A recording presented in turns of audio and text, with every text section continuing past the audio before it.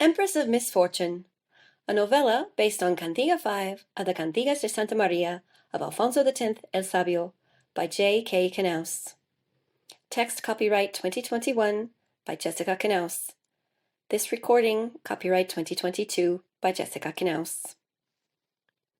Historical note: Empress of Misfortune adapts the plot of Cantiga 5 of the Cantigas de Santa Maria into a novella. Cantiga 5 survives in the Tau, I, and Códice Rico manuscripts. For a description of the Cantigas de Santa Maria, the greatest collection of miracles assembled in the Middle Ages, and of Alfonso X el Sabio's musical, poetic, and artistic legacy, please see the introduction to Our Lady's Troubadour, Encircle Publications 2021. I conceived this novella as a companion to Our Lady's Troubadour. I didn't want to upset the 10 Cantiga structure of that collection. Since the Empress's story is so different and so much longer, I decided it could stand on its own, slightly apart from the others, but hopefully on the same shelf. This tale of the chaste Empress was wildly popular in the Middle Ages. No fewer than 10 manuscripts of the 12th and 13th centuries from France, England, and Italy could have served as the inspiration for the version that appears in the Cantigas de Santa Maria. Cantiga 5 is the fourth longest cantiga, with 26 stanzas, and its length is due to it being a 13th century Spanish poetic musical example of a Byzantine novel, a medieval literary genre that revived a tradition from ancient Greece. A Byzantine novel includes complex and often surprising plot twists, and the heroes usually travel all over the Mediterranean. I've been delighted by several other Spanish works in this genre, including the 13th century Book of Apollonius and Miguel de Cervantes's The Trials of Persiles and Segismunda, and always hoped to write one myself. I find the fantastical aspects of this genre especially appealing. All of the Cantigas de Santa Maria have a strong folkloric feel, but Cantiga 5 in particular calls to mind a fairy tale with its idealized nobility and unrelenting tests of fortitude. The plot's existence outside of space and time, which looks like an unapologetic disregard for realism or historical accuracy, remind me of that masterpiece that first alerted me to the Middle Ages, The Princess Bride. In spite of the freedom afforded by the genre, this story still conforms to King Alfonso X's conceptions of his ideal kingdom, full of virtue, fairness, justice, and piety. In the Empress's case, it just takes an especially long time to get to them. Cantiga 5 has 2 pages of illustrations in the Códice Rico, and photos of them are included throughout this video. They inspired many of the details in a few of the scenes you're about to hear. 1.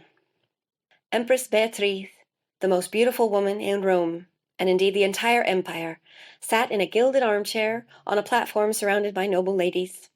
Her friends and attendants rested on embroidered velvet pillows, doing needlework of all sorts, and listening intently as the Empress read to them from a small book of prayers to Saint Mary, Mother of God. The book's multicolored jewels glinted in the bright light from an open colonnade looking over the city with its hills, forums, and temples, and the plain beneath a cloudless sky, as bright blue as the Virgin's cloak. A knock interrupted her reading. The Empress looked up as a guard cranked open the heavy carved oak door just wide enough to see one of the Emperor's pages waiting. Beatriz couldn't remember the Emperor ever having sent a page to her quarters before. His eyes wide, the page inhaled deeply and smoothed his hair around his ears. A young maid who had only attended the Empress for a month abandoned her embroidery to keep the young man from barging inside. "I have a message from Emperor Antoninus," the page told her. The girl made a gesture, and the door opened fully under the power of both of the guards. The Empress watched the page cross the room and barely suppressed a chuckle. He was entranced by all he saw: an enormous bedstead, with rich green sheets and enough pillows for all the attendants, if only it weren't for the Empress's private use, and tastefully decorated trunks and tables storing the Empress's gowns and jewelry. The page's awe at the things that surrounded her every day was delightful. She supposed he hadn't yet seen the inside of her beloved husband's quarters, which made her room look like a hovel. He knelt at the edge of the platform and doffed his cap, keeping his eyes appropriately away from Beatriz's eyes. "Your Imperial Majesty, the Emperor requests your presence at once. He awaits you in the throne room."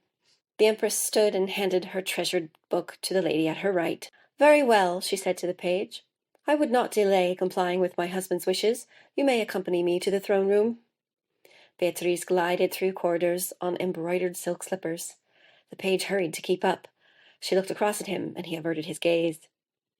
Antoninus had always treated Beatriz with respect, which cleared the way for mutual affection and finally lasting love. She had long been accustomed to being consulted on important matters of state and wondered at such sudden summons. "Did the Emperor say what this is about?" the Empress asked. "No, your Imperial Majesty, but there is someone new with him. If you permit me, I'll wager it has something to do with the newcomer." Normally, the Emperor and the Empress received foreign dignitaries together, so if the stranger was someone important, it was highly uncustomary that Beatriz hadn't heard about the visit long beforehand. She must find out who he was and why she hadn't been prepared for his arrival. "Thank you," she told the page. Hurry was no excuse for mistreatment of the staff, but she picked up her pace, not bothering to check whether he kept up or fell behind. The guards, armed with pike staffs, opened the equally decorated and heavy doors of the throne room to the Empress. They knelt as she floated past. The Empress had expected a quantity of noblemen, advisers, and servants sufficient to make the cavernous room look small, but before the gilded throne, backed with velvet drapery and imperial purple, with gold embroidery, stood only her adored husband and his guest. The visitor didn't look especially foreign. In fact, he looked much like the Emperor, dressed sumptuously, with the same eyes and the same broad shoulders. He might have been the Emperor himself several years ago. Beatriz curtsied at a respectful distance, and then drew nearer to Antoninus. "Good husband, who is our guest? Why was I not prepared for his arrival?" "Darling Beatriz, this is my beloved brother Felix." The visitor grinned and bowed before the Empress. "Welcome, young Felix." Beatriz held out her hand. The visitor took it with an excess of force and kissed it indelicately. The Empress looked to her husband. "I've never met him before. I know he lives far away." That explained the strange hat, at least. "What brings him to us now?" "I was fostered at the court of Constantinople to guarantee good relations across the Middle Sea." He winked. "I'll let my brother explain why I'm here now." Antoninus took her hands and looked into her eyes. "I've called you here because news has come of a crusade to take Jerusalem. I must join the fighters there and take my army." "You would leave me in Rome by myself?" She squeezed his hands. She couldn't imagine life in the palace without him. So many emissaries to welcome, so many servants to take care of, so many nights alone. "Please don't do this, husband." "I don't make this decision lightly. Of course, I would rather stay here with you and my people, but I must make good on the promise I made to the Pope, and I know I can trust you to take care of the Roman people and rule over them wisely while I'm gone." She wrenched away, and Felix startled. "And this brother?"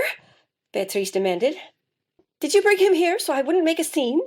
Antoninus brought Felix forward by the shoulders, presenting him to the Empress. "He'll be good company to you in my absence. Although Felix is my brother, receive him as my son, and be a mother to him." And now she had to take care of some stranger, as if she hadn't already done her motherly duty, bearing the Emperor's true children and raising them to forge great political alliances. Felix looked to her like a whipped puppy seeking forgiveness. His gaze darted all over her to the point that she thought she felt it on her skin. They must have strange customs in Constantinople. There was no nobility in his bearing, and she wondered that someone such as he could be related to her Antoninus.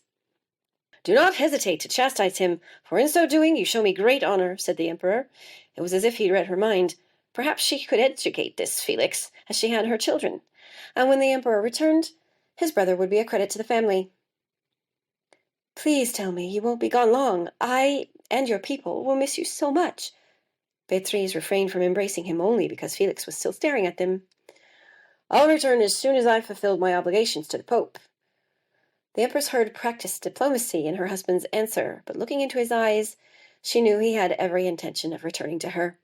Beatrice kissed Antoninus on the cheek daintily, then set her jaw and arranged a room for Felix, many twisting passageways away from her own. That night Antoninus stayed with her, and didn't leave until one of the guards came to tell him it was time to go to the port. Beatrice couldn't accompany the Emperor to the port of Ostia, for Rome was now her responsibility, but she embraced him as he prepared to step into the imperial carriage and didn't let go of his hand until the horses pulled away. Flanked by imperial guards, she should have felt secure, but she watched the carriage rolling farther into the distance, long after it rounded a bend, long after the dust settled, thinking that perhaps she might never move from that spot until Antoninus returned. Finally she whispered, "Ave Maria, gratia plena," and headed back to the palace, the guards close behind. The impression that Antoninus, years younger, was welcoming her back to the palace put a lump in her throat until the man came in to closer focus. It was Felix who waited at the gatehouse like a faithful dog. Beatriz looked at him askance as she entered, giving the slightest nod. He fell into step behind her, so she whirled around. "Felix, I'll see you at supper." "Of course, Your Imperial Majesty." He made an exaggerated bow and stayed behind as Beatriz led the guards to the Emperor's study. The room, lined with shelves full of scrolls, loose pages, and bound volumes, had a single window, which was shuttered. One of the guards moved to open it, but Beatriz stayed his hand. A scent of musk, sweet wine, and resin lingered in the air. It would not do to let this memory of the Emperor fly out on the breeze. Advisers came and went. Some told Beatriz about the emissaries who were due to visit court. Another gave her a list of monarchs who were headed to the crusade with Antoninus. Beatriz dictated letter after letter to the scribe, explaining the situation and inquiring as to whether the country in question would prefer to wait for the Emperor's return. She signed to each letter, "I, the Empress," with her own hand. When she suspected that a country's king had left his queen in charge, as Antoninus had Beatriz, she added some lines about getting along without their husbands, even though they missed them very much, and invited regular correspondence to keep their spirits up while the crusade lasted. She composed personal missives to her daughter and son, telling them how proud she was of them and their diplomatic success in France and Germany, but also how she wished they could all be in Rome together. The scribe waited silently for the Empress to dry her lonely tears. A plate of fruit appeared on the desk in the afternoon, just when she was thinking she might have to lie down for a while. She laid the latest letter on the stack to be sent, and absently reached for a grape. As the refreshing juices burst in her mouth, her gaze wandered up to the man who had brought the tray. "Felix." Beatriz startled, and stood up from the desk to mask it. "Isn't there anything I can help you with, Your Imperial Majesty?" Her throat was dry from dictating, and with the emotions of the day, she must maintain her dignity. "No, Felix." "Well, there is something that would relieve a burden for me." "Anything," he said, clasping his hands. "Please see to the evening meal. Arrange the menu with the cooks, check that the servants are fed, and consult with them about the number of guests and courses." Felix furrowed his brow at what he surely considered a woman's task. Then his face brightened slowly, as if a priest lit each taper in succession along the apse of his countenance. "It shall be as you wish, Your Imperial Majesty." He left the study bowing, and Beatriz forgot about him. Another scribe came to relieve the first, but there was no one to replace the Empress. Hours later, she slumped into her quarters, too tired to speak with her ladies, who dressed her for supper in a velvet gown with jewels that would sparkle in the candlelight. "Anyone at dinner will be too dazzled to notice the Emperor is gone," said the youngest damsel. Beatriz looked at her forlornly, wishing she could trade places with her. "Chin up, Your Imperial Majesty," said another, more experienced lady. "You can do this last thing, and then come back here and rest." Beatriz clasped her hands with gratitude. She wasn't sure she was capable of entertaining guests after such a long day, but at least her ladies believed in her. She stood up straight and practiced her gracious gestures as she made her way to the dining chamber.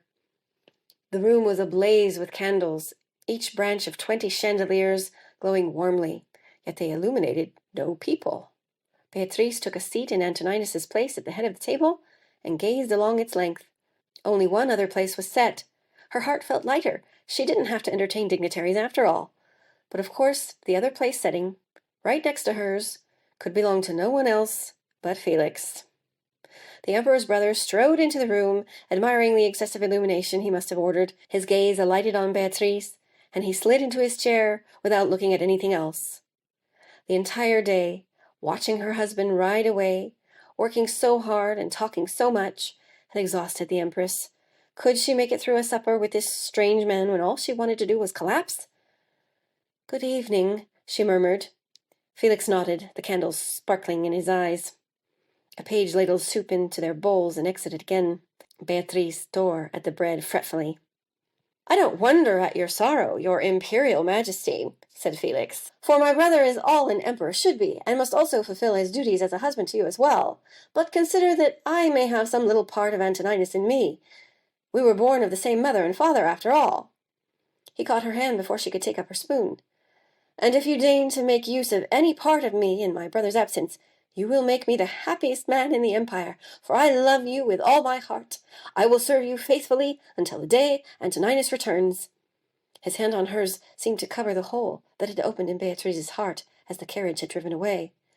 Felix offered a bandage, for her open wound, but it was her duty to endure the pain of Antoninus's absence until he and he alone could apply the true remedy.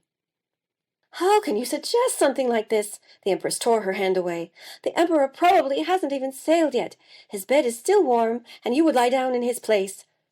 "No one ever need know. It will be our secret." He stood and pressed against the arm of her chair, looming over her. "I don't want his power, only his wife." The Empress looked up at eyes that seemed to devour her. "He's your brother. I'm your brother's wife. I'm to be as a mother to you, no more." Felix's impassioned breath cascaded down her neck. "Come now, Beatriz, I can tell you like me. Don't deny it." He lay his hand on her shoulder, and his thumb caressed her collarbone. "Your face is handsome, but your soul is twisted like the wiles of the devil." She swept her soup bowl on the floor, and the thick green liquid coated his gold-embroidered tunic. "You'll pay for denying me!" His hands enclosed her throat. As she grabbed him, he dragged her to the floor, upsetting her chair. Her knee landed in the empty soup bowl, and then he dragged her by the hair. The Empress kicked the air, but she couldn't slow his progress. She let out a scream that began weak and dry, but grew louder and heartier with her rage. 2 imperial guards charged through the door and pulled Felix off the Empress before she knew what was happening. The scoundrel kicked and struggled against them, so Beatriz had to find her bearings and stand without their help. She observed the soup on her skirt, and the jewels from her necklace scattered on the floor. What was she supposed to do without Antoninus? All she could think was that she wanted to lie down in her bed and forget that this day had happened. "Your Imperial Majesty, what shall we do with him?" asked one of the guards. "Unhand me this instant!" Felix growled. "How dare you lay your hands on the Emperor's brother?" "How dare you?" Beatriz asked Felix, summoning the calm with which Antoninus would have welcomed emissaries from Germany. "How dare you, the Emperor's brother, dishonor his house and his empire?" She stared into his eyes, hoping he felt as helpless as she had at the table. "Antoninus told me I should castigate you as a mother would a son, but I see there is no correcting you. You stray too far from the straight road." She stood back and addressed the guard. "Throw him in the dungeon. Do not bring him food or water without my permission." Felix shouted and struggled, but the scandal was muffled as soon as the guards wrestled him out the door. Beatriz righted the chair and sat down, her face in her hands. The door creaked open behind her, and soft footsteps came close. When she opened her eyes, the page who had ladled the soup had placed a platter of steaming chickpeas in thick sauce on the table. Antoninus had once dined on chickpeas on the advice of a physician when they were trying to conceive the first prince of the empire. "This is what he had the cooks make?" said the Empress.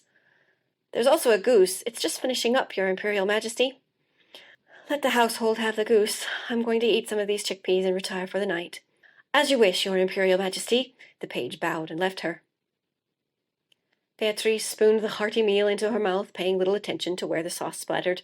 The sustenance calmed her, and after finishing the jug of red wine, she felt strong enough to face her aggressor. She removed a taper from one of the candelabras and descended the dark staircase, receiving obeisance from each of the guards she met along the way. The last one hesitated to make way. "Your Imperial Majesty, are you sure you want to see that man?" "Yes," she said, with a confidence she didn't feel. "Please, open the door." As she brought the taper nearer, Beatriz saw that Felix was shackled by the foot in the exterior wall. He couldn't reach her like that, but his eyes glinted at her with frustration and desire. "Felix, I don't want to have to leave you here." It was true, Beatriz didn't want to have to explain the situation to Antoninus. "Are you ready to be let out?" "Only so that I might occupy your bed, Beatriz." He chomped at the air, and Beatriz was sure he would devour her, if only he had the chance. She left the cell, and when the guard locked the door again, she put her face to the small, barred window. "You may have the same mother and father, but you are not, and never will be, anything like Antoninus." She returned to her room without altering the instructions to leave him hungry and thirsty. The following day, after receiving emissaries from Tangier, and writing a decree to prohibit emptying excrement buckets into the main thoroughfare, she travelled below to check on her criminal brother-in-law. This time she asked his prostrate form, "Have you had enough?" "Yes," he croaked. "Please let me out." She motioned to the guard, and he brought the key to the shackle. He couldn't see to unlock it, so Beatriz brought her taper near. Once his leg was free, Felix stood and lunged at Beatriz in one motion, knocking the candle to the ground and snuffing it. The Empress screamed in the dark against the chaos of arms and legs all over her. Suddenly, the guard's enormous hand was pressing on her shoulder for leverage to pry Felix off. Then she was scooped into his arms and alighted near the torch in the wall outside the cell. As she caught her breath, she saw another guard secure Felix to the wall and close the cell door. They stood looking at her with concern. "Let him have bread and water, but only bread and water, until I say differently." She took the second guard's candle and headed up the stairs, wiping tears on her sleeves all the way up.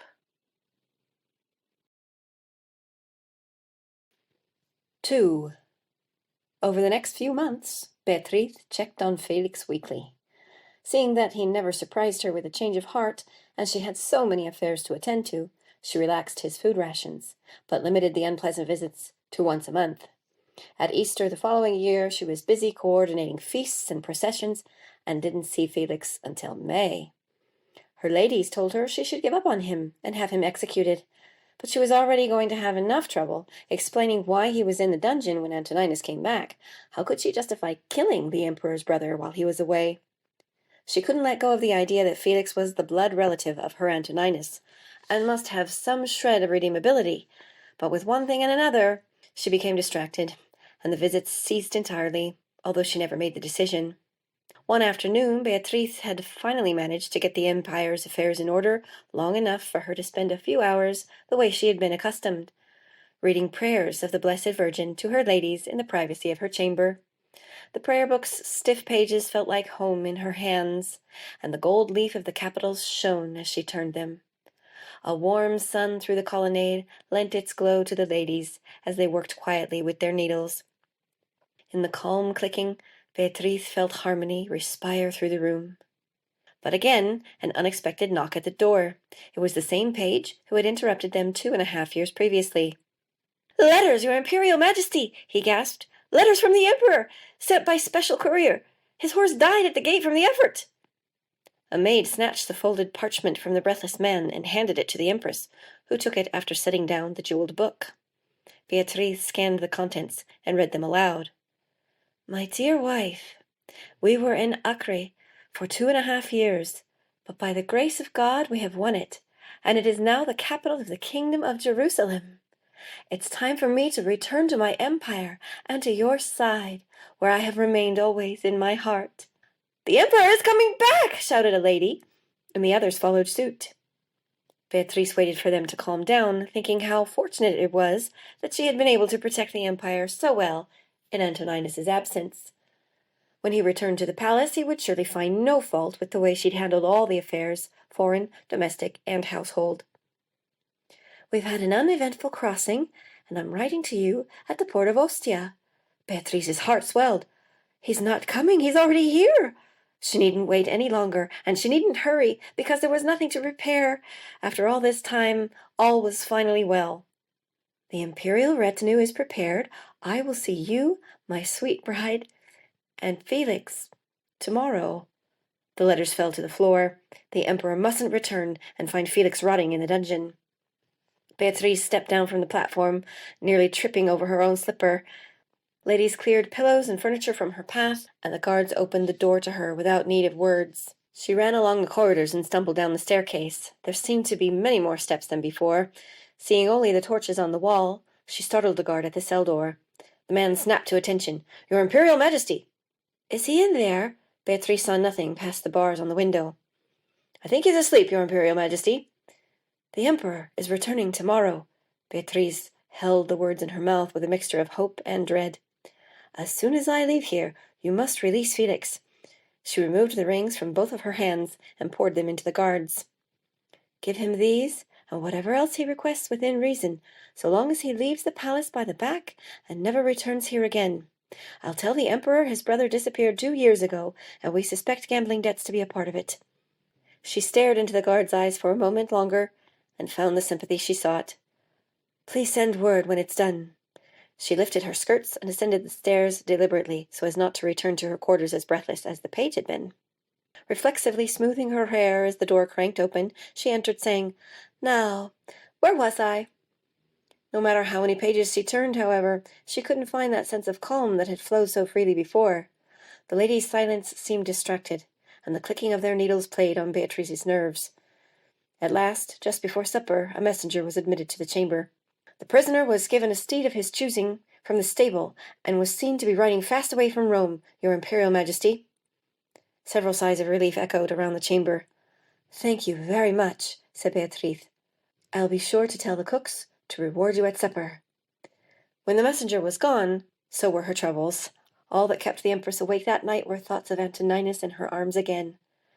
Before dawn, Beatriz woke her personal maids to dress her and do her hair.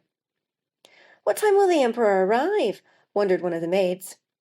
"It's not clear," said Beatriz, "but I'm going to be ready." When the mirror reflected an image of unsurpassable beauty and grace that Antoninus couldn't help but run to meet and kiss all over, Beatriz stepped lightly along the path to the gatehouse and waited, a permanent smile on her face. One of the guards broke the anticipatory silence at mid-morning. "Your Imperial Majesty, won't you even break your fast?" "I couldn't keep anything down, thank you," she replied, never removing her gaze from the road.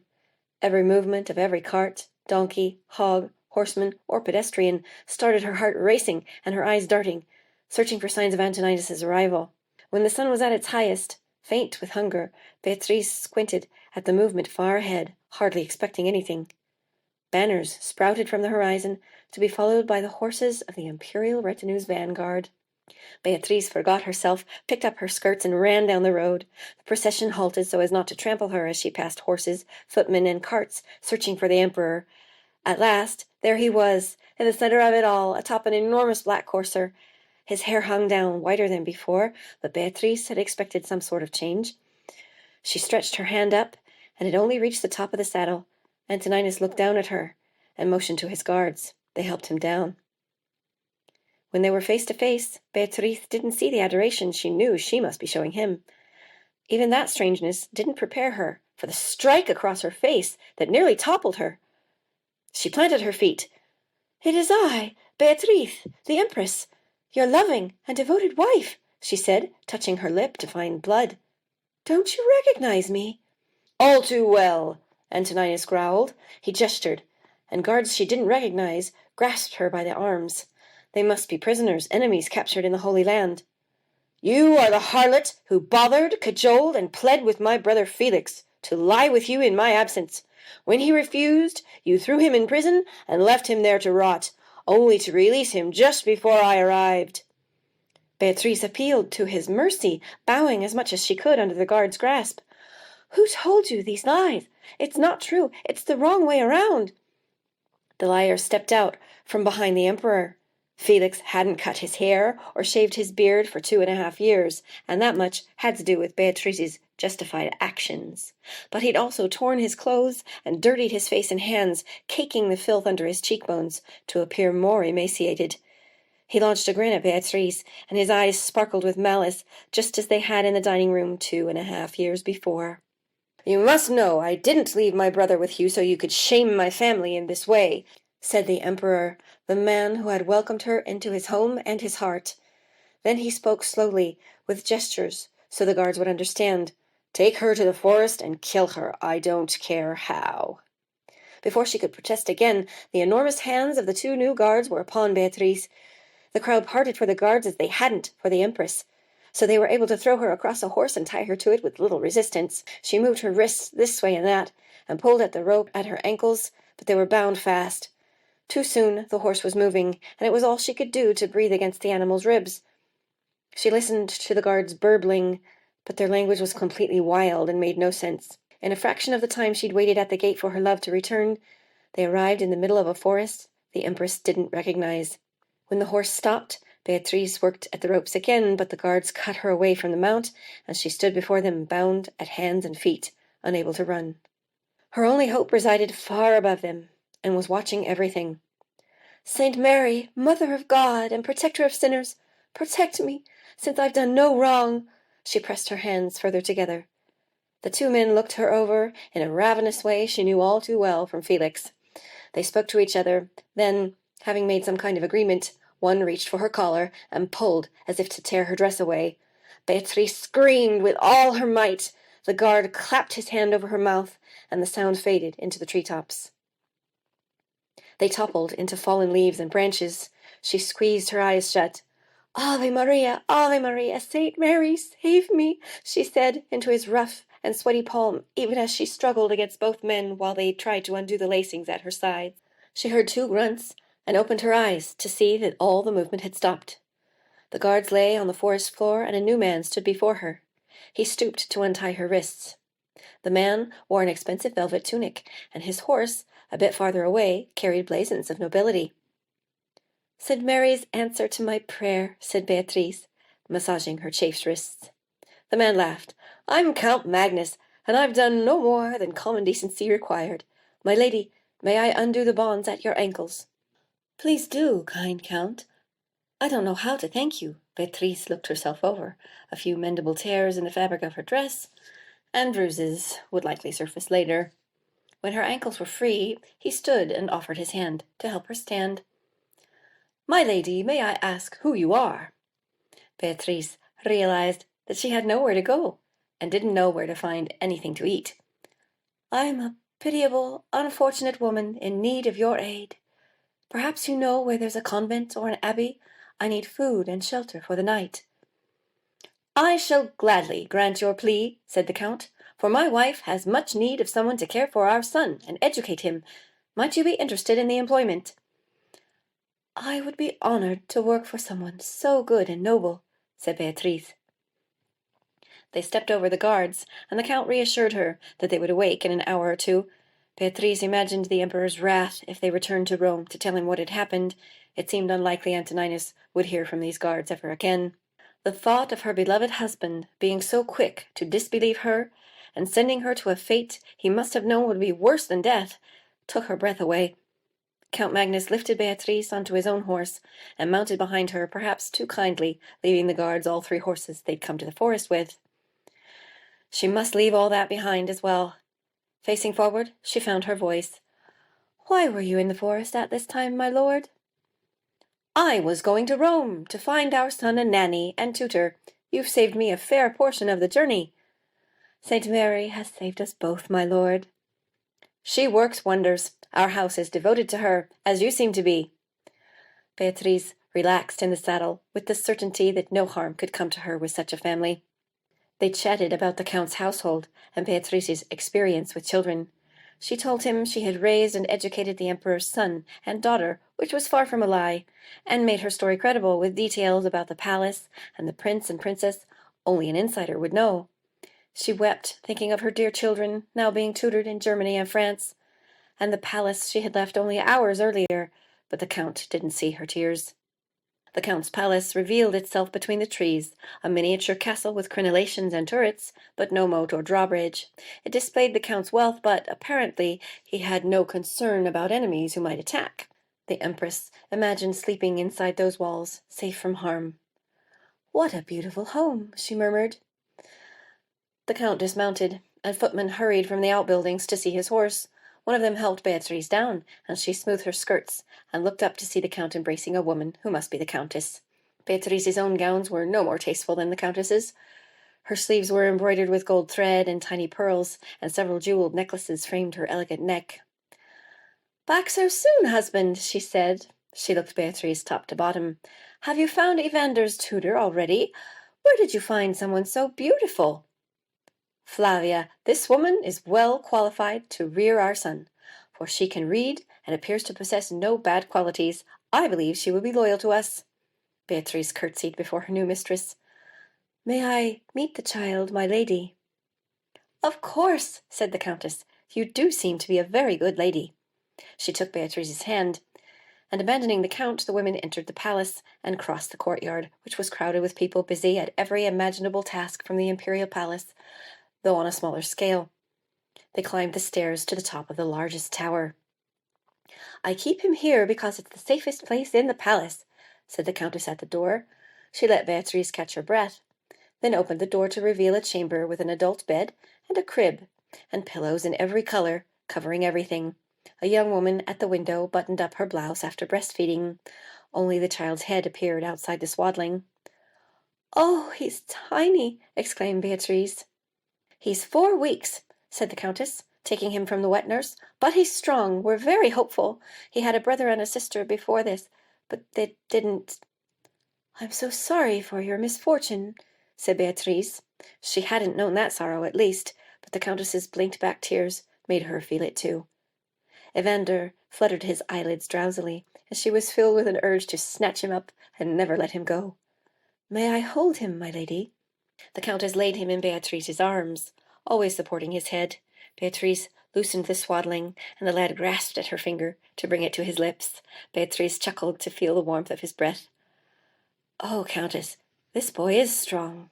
He'll grow up and bring glory to your household. It would be my honor to care for him and teach him to read and tell him what I know of the world from what I saw at the palace, if you'll let me." It was only then that Beatrice remembered to look at her hostess. The baby gurgled. Countess Flavia smiled. "I can see he's fond of you already. You may stay with us tonight, and tomorrow the Count and I will decide if you should raise my boy." Beatrice insisted on sleeping in the tower with the baby and the wet nurse, allowing for no extra fuss. The two women would share the bed right next to the baby's crib. Beatrice could only bear to hand him over when they arrived downstairs in the kitchen, where the wet nurse would look after him, while Beatrice dined as one more of the Count and Countess's guests. Suddenly weak with hunger, Beatrice had no strength to protest being seated near the head of the table, next to the Countess, where everyone would notice her. Across from her, a handsome young man demonstrated the proper sequence of wiping one's fingers on the bread, then dipping it in the sauce. Beatrice had never had to think about such etiquette before, as she had always been at the head of the table, setting rules for everyone else. She was relieved to have this silent teacher, and smiled and waved at him in thanks. The grin he flashed back made it occur to her that he must think her some sort of rube who had to be taught how to behave in society. "Ah, Beatrice," said the Count, having realized they hadn't been introduced. "This is my brother Rufus. Rufus, Beatrice is a good lady who's going to try her hand at raising Evander." Rufus stood and walked behind the Count to take Beatrice's hand and kiss it. "Welcome to our humble home. I'm most pleased to meet you, and predict you'll be spending many years with us." Beatrice withdrew her hand discreetly. "Thank you," she whispered, not looking into his eyes. She had made up her mind to have nothing to do with men after Felix and Antoninus had nearly caused her death.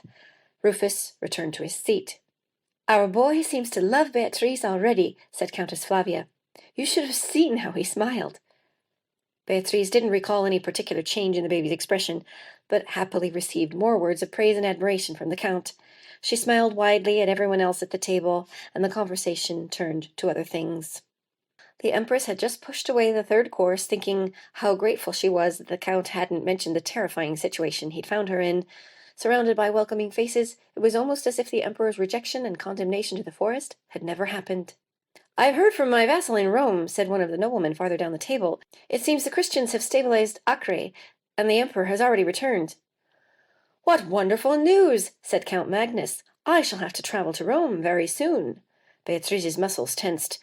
Would the next gossip be about the Emperor's rejection of the Empress after all she'd done to keep Rome stable and prosperous for 2.5 years? She stood up from her chair. "I must apologize to the entire company, but it's getting late. I'm sure I must leave you and put the young heir to bed. I must learn exactly how the young heir is to be treated." "You'll miss dessert," said Rufus. "Sweet ladies should have sweets." "No, she's right," said Countess Flavia. "I like how seriously you take your duties. You're excused." Beatrice knelt and kissed the Countess's hand, then hurried back to the kitchen, unable to speak lest she unleash a torrent of tears. The wet nurse cradled the babe near the fireplace. His expression seemed vacant or perhaps drowsy, but when Beatrice took him into her arms, his little face filled with light. His eyes wide, he started to giggle, and the Empress chuckled too. She felt suddenly safe, seeing what the Countess had seen. He really did like her. That affection would serve as Beatrice's salvation. "Is it time to put him to bed?" Beatrice asked. "I'd like to keep to his schedule." "I'm feeling rather tired myself," said the wet nurse. "I'll show you how we retire." They ascended the stairs. The wet nurse held the candle, and Beatrice the baby. They switched when they arrived at Evander's room, now also Beatrice's. She watched as the nurse burped him, made sure he was clean, then laid him in the crib in fresh swaddling. The nurse rinsed her hands with water in the basin near the changing table and threw back the covers on the side of the bed closest to the crib. "This way I don't have to go far when he gets hungry during the night," she said. Beatrice eyed the other side of the bed. It was closer to the fireplace, but seemed to lack a warmth she craved. "Will you let me sleep next to him?" she asked. "Sometimes babies cry during the night because they need something else. I'd like to be there for him." The nurse peered up at Beatriz skeptically from the bolster. "If he really is hungry, I'll pass him to you. You won't even have to sit up." She grunted and rolled over to make room for the Empress. Beatriz touched the boy's cheek and looked into his eyes, deep blue even in the candlelight. She caressed his soft cheeks and forehead until the lids drooped, and finally squeezed shut in earnest baby slumber. Fortified by his quiet contentment, she blew out the candle and found the rumpled covers by touch. The bed strings sagged under her until she was in almost a sitting position. Why hadn't they tightened them before bed? The nurse snored next to her, and she knew the answer would have to wait until morning. A great drowsiness overtook her body, but her mind suddenly raced. Why had Antoninus believed Felix over his beloved wife? Had the crusade changed him? Perhaps it had all been over the moment she'd been unable to convince him to stay. 2.5 years of missing him, of working so hard to protect his empire, of keeping Felix under control, all for nothing, less than nothing. She had been the empress that morning, sure of the love of the emperor, and with hopes of seeing her daughter and son again some day. Now she slept in an uncomfortable bed next to a woman she didn't know. And yet she had to be grateful, because the alternative could have been much worse.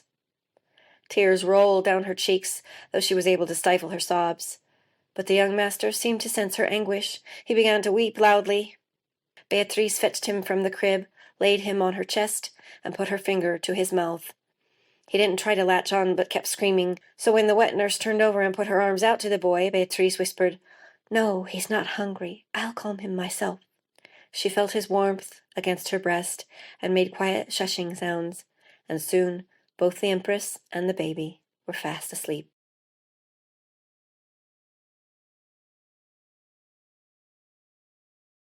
3. 3 years later, Evander had been weaned and had his own little bed next to Beatriz, who made sure to tighten the strings of both every evening. The wet nurse had found other work on another estate, leaving them to their secrets.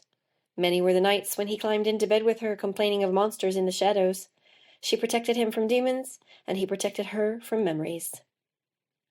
After a pleasant breakfast, feeding porridge to her charge with the Count, Countess, and Rufus, Beatriz asked Evander what he would like to do that morning. She could make anything an educational event, and he was happier when he felt he had a choice. "Forest, forest, forest," he said, clapping his hands. "All right," said Beatriz. She wiped some porridge off his hands with the tablecloth. "You know where we'll be if you need us," the Empress said to the adults. Evander walked around the table to receive a kiss from his father. His mother smoothed his hair as well, and his uncle Rufus pretended to punch him in the gut. It was the only combat training he'd received so far, and he always met it with squeals of laughter. Rufus cast a knowing look at Beatriz. They two were the young heir's favorite people. Evander loved to work his little legs, and could run around in the forest all morning if Beatriz didn't watch the time to avoid crankiness later. Beatriz grasped his hand. "Tell me the names of these little leaves that grow on the forest floor."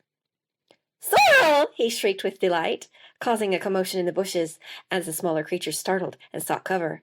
"Hush now," said Beatriz. "We don't want to disturb the creatures here. This is their forest, after all." Some other day he would learn that being silent in the forest was important for hunting, too. She led him to sit by one of the bushes and modeled the kind of calm that would make the squirrels trust them enough to come out. None deigned to show themselves, but Beatriz knew the exercise had been successful when a golden butterfly alighted on Evander's hand. He didn't even flinch, but lightly sucked in air. "See how pretty the butterfly is," whispered Beatriz. "Butterfly," he barely exhaled, but the skittish creature darted onto a nearby bush, where they could still contemplate it. "See the pretty black spots," whispered Beatriz. "See the way she spreads and closes her wings." The boy clapped his hands, startling the butterfly and bringing the lesson to an end. He gazed at Beatriz, deciding whether to throw a fit, but she stood as if it had all been intentional and grasped his hand. "Off to new adventures," she said. "Remember to be quiet so the animals won't be frightened." "Yes, Bea," he said. But soon enough he had picked up twigs and was running along the path, rattling all the leaves in the bushes. "Shh!" he imitated. Beatriz knew that at that age he couldn't keep still for long. He had a long life ahead of him. There would be time for it all. A flick between the crowns of the trees, and even Beatriz couldn't help but exclaim, "Look, a swift!" The boy looked up with a gasp, and never removing his gaze from the slits of blue sky above him, ran maniacally toward Beatriz, knew not what goal. "You can't catch a swift from down here, silly," she said. "They never land until they die." She too gazed at the bird, fascinated and sympathetic to its need to keep moving. The path was clear, free of roots and branches. He must have tripped over his own foot, or a bit of uneven ground. The fall, even from his small stature, horrified Beatriz, who thought she was witnessing him dive from frenetic, joyous life into the depths of death. When she came to him, she found his face in the dirt. "Evander! Evander!" she shrieked, clutching him to her. He coughed and pulled away. The stick he had been holding had left a gash from his ear to his chin, far too close to his tender neck. Beatrice scooped him up, and he became limp as she ran back to the house. She hadn't realized they'd come so far into the forest. What had she been thinking? Tears blurred her vision as she nearly ran into the horse that had stepped onto the path. "Beatrice, what happened?" asked Rufus. "He fell," she choked. She lifted Evander so he could see. After a moment frozen with dismay, Rufus took the boy in his arms. "Get on. I'll take you both back and send for a physician." "No, I'll only slow you down," said Beatrice. She wanted some time to reflect on what had happened. "I'll follow on foot." Rufus stared at her with concern while the horse tried to respond to his awkward commands, and then they sped off. Beatrice collapsed on the twig-covered earth and wept until she felt her heart was empty. Evander had become everything to the Empress, the reason she could keep living when everyone in Rome thought she was dead, and the way she forgot about her former life. Without him, where could she turn? Her self-pity sated, she stood, dusted off her knees, and hurried down the twisting path to the chapel in the building near the stable. She saw the groom tending Rufus's horse, which renewed her hope. She swung the chapel door open and knelt before the image of St. Mary. "You, Blessed Virgin Mother, who didn't see fit to spare me the infamy and lies of my husband, but who did save my life and grant me a humble new one. Save innocent Evander now. He's like a son to me, and I know you wouldn't want to see me suffer as you did for your son. In saving him, you save me too, for if this little boy dies, I fear I will fall into desperation. Let me serve you in raising Evander well. I won't disappoint you if you save him now." "Beatrice!" The Empress was jarred out of her prayer. Through her tears, she saw Rufus standing in the doorway. "Is Evander all right?" "They put him in his mother's bed, and they think a physician can come from the town within the hour." "I'll go to him. He must be frightened." Beatrice headed for the door, wiping her cheeks on her sleeve. Rufus caught her by the elbow, and she scanned his face in confusion. "The first time I saw you, I was captivated by your beauty." His breathing was ragged. "For these 3 years I've waited for you to look my way, but your only thought is for Evander. But think about it. We're his 2 favorite people. We're meant to be together, for his sake. Today demonstrates that we don't know what's going to happen tomorrow. Let's live today." He let go of her sleeve, and Beatrice thought she might get away, but too quickly he forced her face toward his. The kiss was greedy, and had so much pull that Beatrice thought he might tear her lips off. She beat on Rufus's chest, and when he paused for breath, she took advantage and wrenched herself free. "How dare you!" she shrieked, backing away. "Here in the church, with Evander on the brink of death! I haven't looked at you in 3 years because I'm never going to." She picked up her hem and rushed past some of the stable boys, who must have seen the whole exchange. The Countess slept in a bower off the great hall. It made sense that they would take Evander to that room, avoiding the tower stairs. Many servants clustered about the door, but when they saw Beatrice, they made way for her. Countess Flavia knelt at the bed, where Evander was barely visible under a multitude of blankets. She ran her hands through his sweaty hair while he struggled against the Count and 2 body servants who maintained pressure on the boy's arms and legs. "Beatrice," said the Countess, "he's been asking for you." "Bea!" the boy said, not opening his mouth too wide. "They're being mean to me." The Countess stood at her side, and the Empress knelt near the boy. He visibly relaxed. "I think you can let go now," Beatrice told the Count and servants. "We're waiting for the physician, but maybe you learned some physical medicine at the palace," the Countess commented. "The Imperial Palace had a resident physician, so I wasn't called on to know much," Beatrice murmured. She stroked the good side of Evander's face. "They were just trying to keep you still," she told the boy. "You must keep very still now and breathe calmly, and it will hurt less, I promise." There was blood on the bolster, which concerned her, but with the boy calm, Beatrice was able to see the cut. It was long, but not deep. "You're going to feel all better very soon," she told Evander with some conviction. She looked up at the body servants. We need to wash this with gentle soap and apply a linen bandage. Then, when the physician comes, he'll decide if he needs to apply leeches." "Don't let that woman near the boy!" Rufus's voice rang out from the doorway. Beatriz stood, and Evander started to thrash and cry again. Rufus strode to the Countess. "I saw it all. She did this on purpose. She's trying to kill or cripple the boy and leave you without an heir." "Beatriz? That's not possible." Countess Flavia backed away from her brother-in-law and looked to her husband. "She's been with us for 3 years, and I think she would rather die than see Evander come to harm." "It's true," said Beatriz. "Rufus wasn't there. He didn't see Evander trip on something in the path. Who could ever imagine I would harm Evander?" Count Magnus took his brother by the shoulders. "I know you're upset, but there's no need to blame anyone. Evander's going to be fine." "He is?" Rufus looked at the boy for the first time. Passing by Beatriz uncomfortably close, he knelt at the bedside. Patting Evander's hair, he received the boy's frankly loving gaze. Rufus kissed his forehead and turned to the Count. "His first battle scar. Everyone will be afraid when they see him." Beatriz stayed across the room from Rufus while they waited for the physician, and though he seemed to take no notice of her, she caught him glowering more than once. Evander remained calm for the examination only because Beatriz held his little hand, and he squeezed as he needed to. All his fear was compressed into a clasp that felt feather-light to the Empress. It seemed the whole estate watched the proceedings, and a collective sigh reverberated around the room and into the great hall when the physician pronounced the young heir out of danger. "The Blessed Mother has answered my prayers," Beatriz told the Countess, "and yours too, I think." The physician gave Beatriz a vial of salve to apply twice a day, and praised the way she'd cleaned and dressed the wound. Seeing the professional appraisal of the Empress's work, Countess Flavia declared that Beatriz should sleep in that bed with the young heir and make sure he didn't pick off his bandage during the night. So, after a long day of keeping Evander distracted from his prescribed bed rest with stories and games and soup ladled into his mouth, pursed against moving the wounded area too much, Beatriz settled in next to her charge as usual, though in an unusual setting. They brought a small table to the bedside, so the salve, linens, and clean water were always near. His parents kissed Evander good night, and though Rufus was nowhere to be seen, Beatriz didn't miss him. The Count and Countess shut the door, but a sort of celebration in the great hall meant Beatriz had to hold Evander close to her, whispering and singing. Even so, he fretted over his wound and asked for his own bed long into the night after the festivity was over. "If you stay still now and get lots of rest, maybe tomorrow they'll let us play outside a little.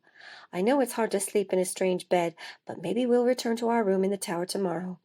Even if that cut leaves a scar, you'll only be more handsome. Any woman who sees you will never forget you, and any man will take care to be your friend. You can tell everyone the dragon got in one good swipe before you slew him." Beatriz felt tremendous relief talking about Evander's future, even as she veered into delirium. When he finally settled down, Beatriz fell into the deep sleep of exhaustion. 4. Beatriz woke when she felt something smooth pressed into her palm. In the minimal morning light streaming from the shuttered window, she saw a dark, hunched form glide to the door and slip away. The object in her hand was a knife with a horn handle. Beatriz flung the knife across the room. "Evander! Evander, dear!" He didn't respond to her whispers. She touched his shoulder to wake him, and his shirt was soaked. A sense that her world was coming to its end made Beatriz embrace the boy as if nothing were wrong, but the little body that she'd cared for and kept safe from harm for 3 years as her own son was lifeless. Her eyes adjusted to the light. The bandage was undisturbed, but just beneath it, in an appalling mockery of her healing skills, his white neck was cut through with a red channel. It didn't seem real. It seemed like one of those awful paintings of martyrs that evoked pity and devotion. Shaking, Beatriz crossed the room along the same path of the earlier hunched form and opened the door to find several servants preparing the table for breakfast in the resplendent light from the open windows of the great hall. Before she said anything, everyone stopped what they were doing to stare at her, as she realized the entire front of her nightdress was bright red. It didn't seem possible such a small boy could have so much blood in him. "Fetch the Count and Countess," Beatriz managed. She slid down the wall to avoid fainting and wept into her hands. She didn't look up when she felt one of the servants walk past her to peer inside the room. The servant screamed, then shook the Empress. What happened? Beatriz, what happened? She refused to remove her hands from her face, but finally stood and backed away when the servant said, No, Countess, don't look! Count Magnus, keep her away from her room! The uproar was ceaseless as more members of the household ran into the great hall. But Beatriz ignored it all, consumed by the pain she saw in the Count and Countess as they wept in each other's tunics at the foot of the bed. The Count had found the knife that had killed his son on the floor and held it limply, as if he couldn't understand what it was. She killed him to disgrace us, roared Rufus from the other end of the hall. Of course I didn't, said Beatriz. She supported herself on the great table. Didn't I tell you yesterday she wished Evander ill? Now it's too late! Rufus ran across the hall, knocking servants out of his way, and grabbed Beatriz. I shall take vengeance upon you for his death! Beatriz screamed impotently. I would never harm Evander, and you know it! Struggling against Rufus, she caught the Countess's eye. It was him! He did it! Countess Flavia threw her hands up in shock, and Rufus turned to the table. Beatriz ran back toward the Countess's room. He caught her at the door and beat her with a metal trencher. She fell to the floor and tried to deflect the blows with her arms. He pressed the edge against her neck. It wasn't sharp, but it took her breath away. She pushed against Rufus's sinewy arms to relieve the pressure, but then she thought it would be just as well to die and let the scoundrel have his lies. Without Evander, Beatriz didn't know what to keep living for. She closed her eyes and lay still. Suddenly, involuntarily, the Empress gasped, taking in air. The thin, cold edge of the trencher no longer threatened her life. Her eyes opened, and she saw Rufus between two of the Count's men. But it was the Countess who seized the trencher and tossed it back on the table. I don't know what to believe, said Countess Flavia, but we can't have the Count's brother meting out justice in the family's palace. If she killed him, she must be taken out and burned, said one of the servants. He was newer and hadn't witnessed the years Beatriz had cared for Evander. Beatriz shook her head. She wanted to take the chance to tell everyone what she'd seen, that the crouched form must have been Rufus, but she could only cough. She should be beheaded, as she practically beheaded the young heir, said another servant, who'd looked inside the room.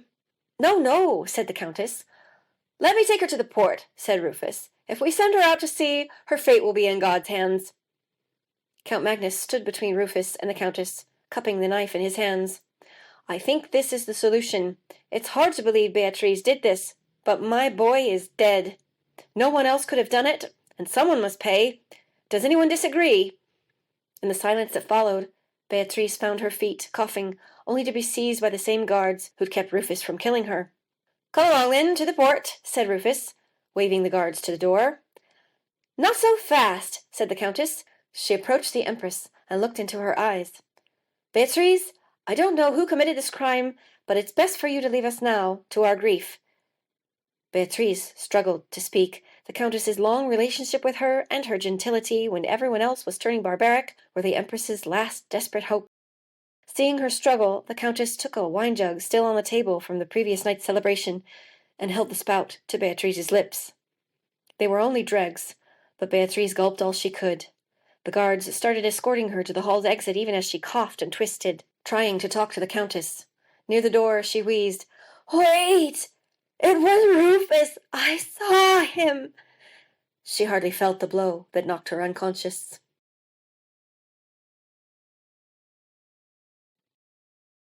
"5. Beatriz awoke with a gasp in a space darkened by damask curtains. She sat up and felt fresh clothes on her body, and her hair was tied back from her face.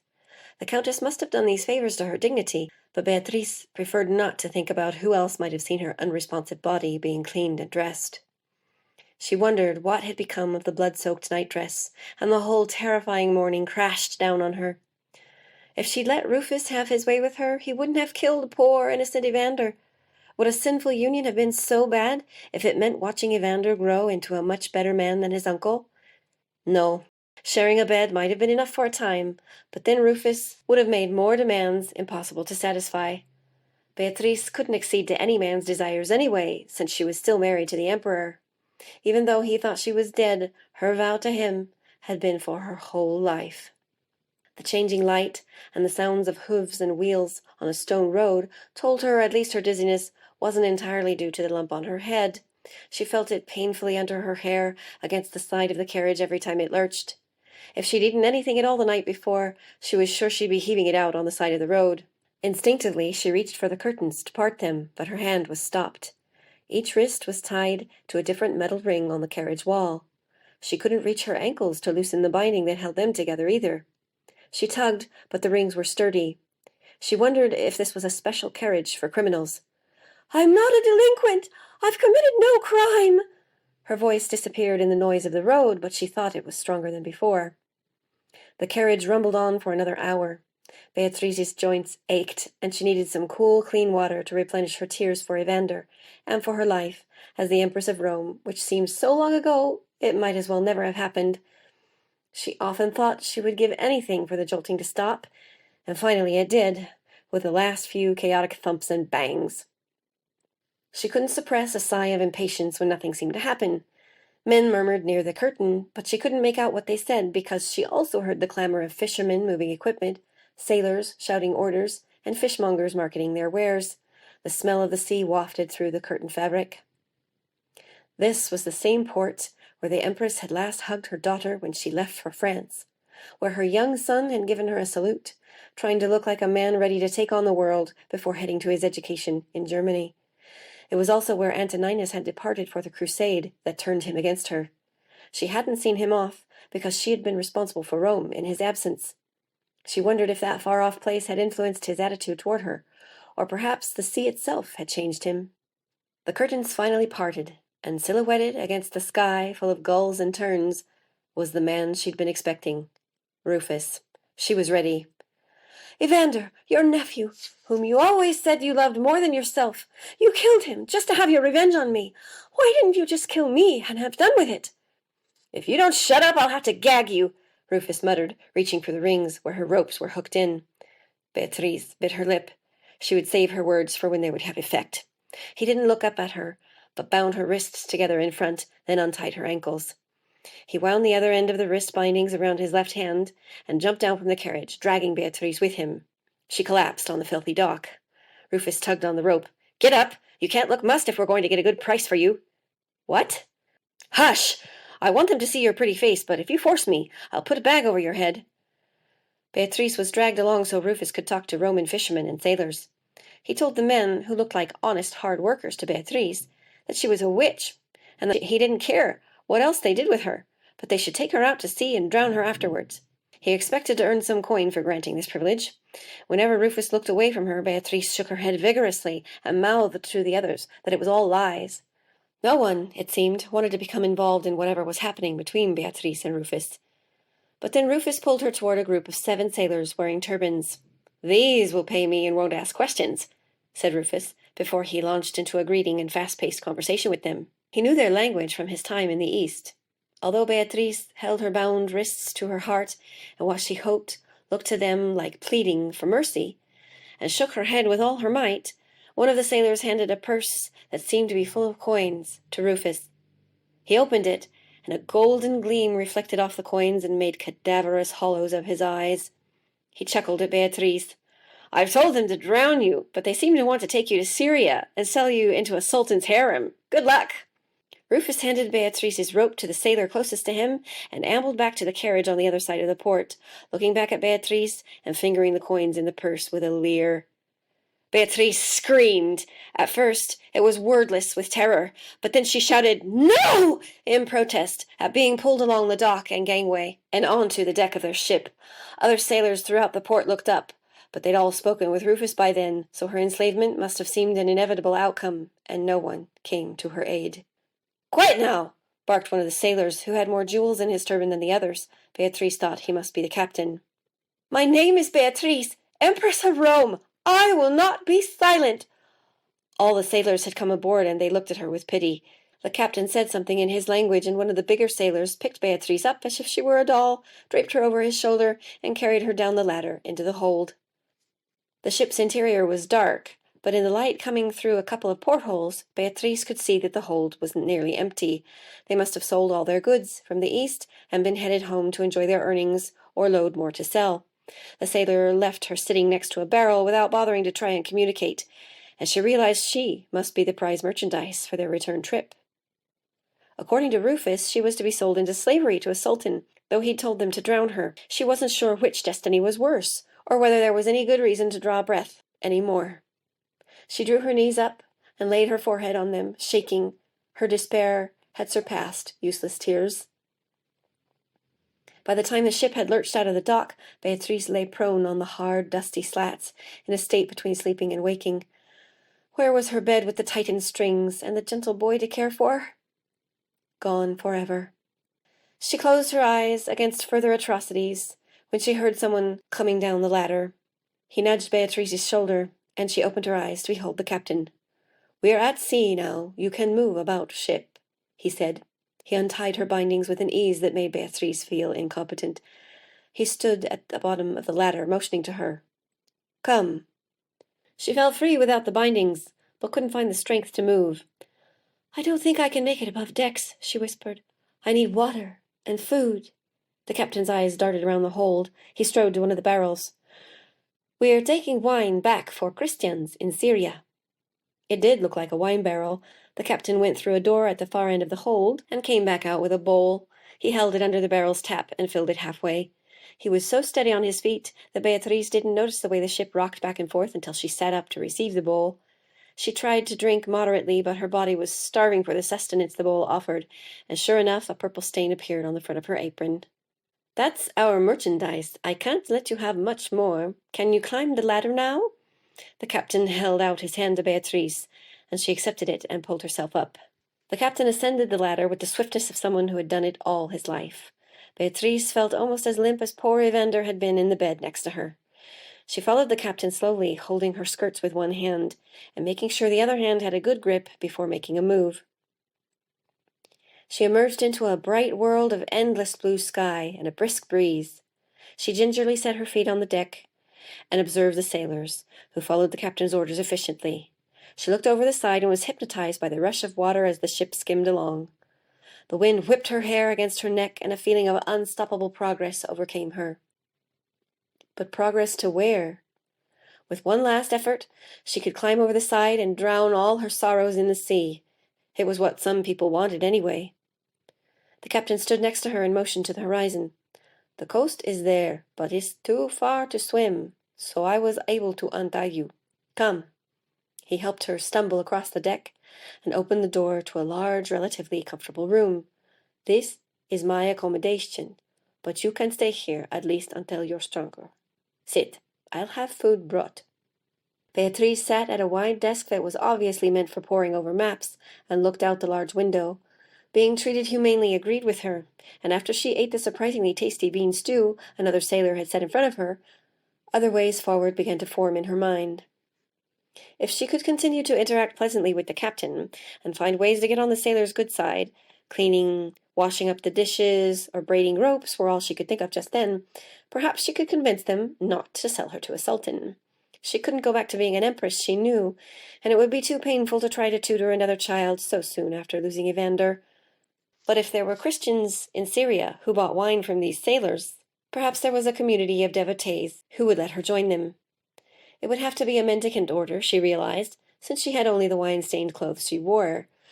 But it would be a quiet life, devoted to the Mother of God, away from men. This new possibility, the Empress's exhaustion, and the steady, gentle rocking of the captain's berth, plunged her into a deep sleep. She woke only when she was thrown from the berth against the deck and to the floor. She held on to the bolted table leg against the violent movements of the cabin, in her grogginess unsure what terrifying place she was in. The floor seemed to rise to a great height, then dropped again, and Beatriz realized they must have been caught in a storm. Another wave like that, and the ship wouldn't stay upright. She crawled back across the accommodation to the berth on hands full of splinters. The shutters on the window had broken loose and scattered all over. Perhaps the chair had already been lost through the window, for it was nowhere to be found. Water sputtered onto the desk haphazardly. Beatriz felt glad she had no possessions to lose out the window, and briefly wondered whether it would be better to float out to sea herself. She sat on the berth and gripped the ledge for hours. She lost the bean stew she'd eaten, and it was washed away just as quickly. The accommodation door flew open at one point, and Beatriz watched as some of the sailors lashed down equipment and kept each other from falling overboard under a cloud-darkened sky. They were shouting, but she couldn't hear anything over the thundering water. She didn't let go of the ledge even when they seemed to have regained control of the ship. The day dawned bright, and some hope entered her heart, but she maintained her grim hold on the berth ledge when she felt the gentle bump of docking and heard the cries of gulls and fishmongers. The captain stood in the accommodation doorway. "Are you all right?" "Yes, I've been tossed about, but I don't think I'm injured. Did all the sailors make it?" Beatriz said, finally releasing the berth. "We have several injuries. We're stopping at Syracuse. We must find a physician and mend the damage to the ship." "I can help with the repairs." Beatriz remembered her plan to get into their good graces. "I'm sorry," he replied, holding out a rope. "I can't let you run away." "But I have nowhere to go," she said, knowing she would try to escape anyway. The captain took her hands in his to tie her wrists. "Oh, look at that!" "Splinters," said Beatriz. "They're painful." "I'll see if I can find a remedy in the town, but for now I must bind you." He tied sinuous sailor's knots around her wrists, then led the cord to her ankles, which he also bound, leaving just enough slack for her to stand. She could hop across the cabin, but she dared not appear on deck for fear they would think she was trying something. And so she spent their 5 days in port almost by herself.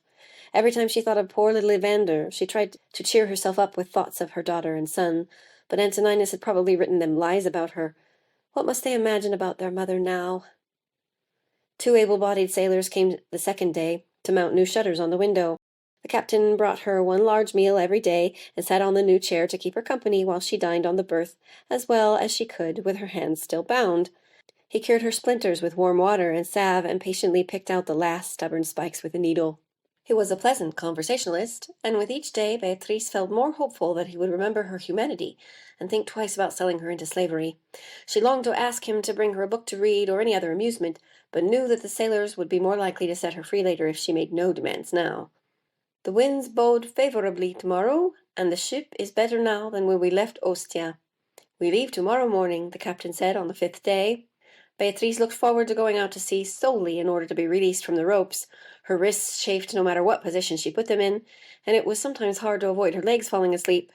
"I suppose that means you won't have time to accompany me while I dine any more." "No," he sighed, and the Empress hoped it meant he'd enjoyed their strange time together. "I'll miss our conversations," she said. He took her hands in his. "So will I." He left the accommodation, and Beatriz's heart was in her throat. She tried to remember sneering faces of Felix and Rufus. Did the captain look like them? He seemed so much more gentler, so much more civilized than she'd expected. She reminded herself that he hadn't tried anything yet. He'd left the cabin courteously, and wouldn't have an opportunity for anything else before they arrived. "Saint Mary, protect me," she murmured to herself. Still, she couldn't rest that night. She only drifted off in the early hours of the morning, comforted by the now familiar sounds of the captain barking orders and the soldiers trimming or unfolding sails. They were competent seamen. Beatriz woke when the ship lurched and skidded sideways, then abruptly turned and urged forward. She didn't feel the action of the waves, and the movement wasn't the natural undulation of the previous days of the voyage. She stumbled to the window and wrenched open one of the shutters with her bound hands. The sky was empty, with no clouds and no birds. The sea moved as much as a polished glass mirror, and yet the bow sliced through it, carrying them more swiftly than ever before. The light splashing of the ship's wake in the calm only increased the eeriness.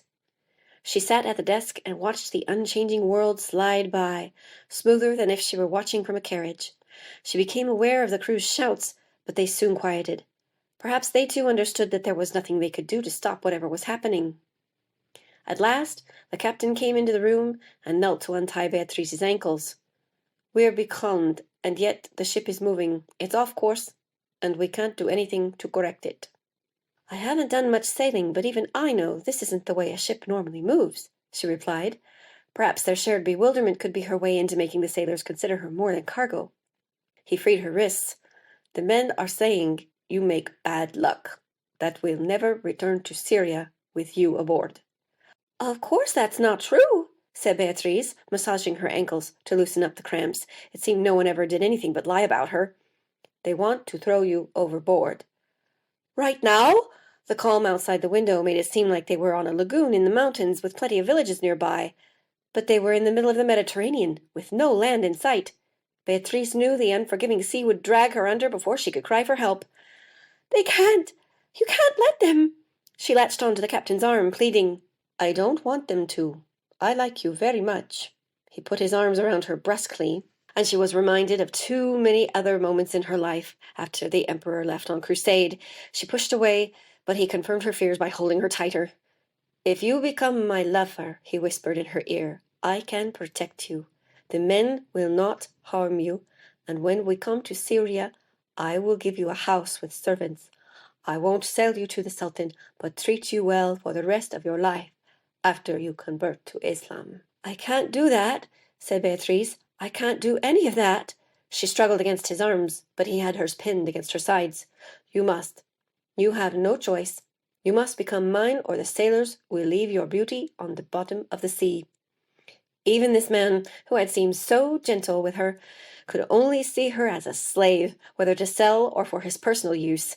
She had never felt so alone. Then her despair turned to righteous rage. What right did anyone have to treat her this way? If she had forgotten that the Queen of Heaven always defended her, it was only because that celestial lady had abandoned her. Beatrice gazed at the roof of the cabin, imagining heaven beyond it. "Saint Mary, you have no pity for me, nor does your son remember me. What am I to do?" She stopped struggling and went limp against the captain. "Blessed Virgin, I'm in your hands." "Take your hands off her. If you don't, you'll perish right now." The captain released Beatrice to throw his hands up in surprise. "Who said that?" The voice had been feminine and rang out so clear and authoritative it could only have been Saint Mary. Beatrice opened the cabin door to see all the sailors on deck, pointing at the sky and variously cowering or running in circles. When the captain emerged from the accommodation, the sailors shouted at him in their language. He made signs of assent and went to Beatrice, where she waited near the side. "They're saying it does not please God to use you for our pleasure." "That much is true," said Beatrice. The ship came to a stop. Beatrice looked, and it was as if they'd docked and put out a gangplank. The piece of land was hardly even an island, just a rock with some scrub sprouting at the top, but it was level with the ship's side, and it seemed as if Beatrice was meant to step up and stay there. The sailors shouted and made gestures that she should do exactly that. She imagined standing on that rock, alone, with nothing to see for miles around, only unyielding sunlight beating down on her. The cabin suddenly looked like a refuge, but the sternness in the captain's eyes let her know that his proposal for her to become a renegade and break her vow to the emperor was no longer on offer. She felt like a fox about to leap off a cliff, a hunting party on her tail. She didn't feel it in her to climb the side and reach the rock. The Empress put her hands up in surrender.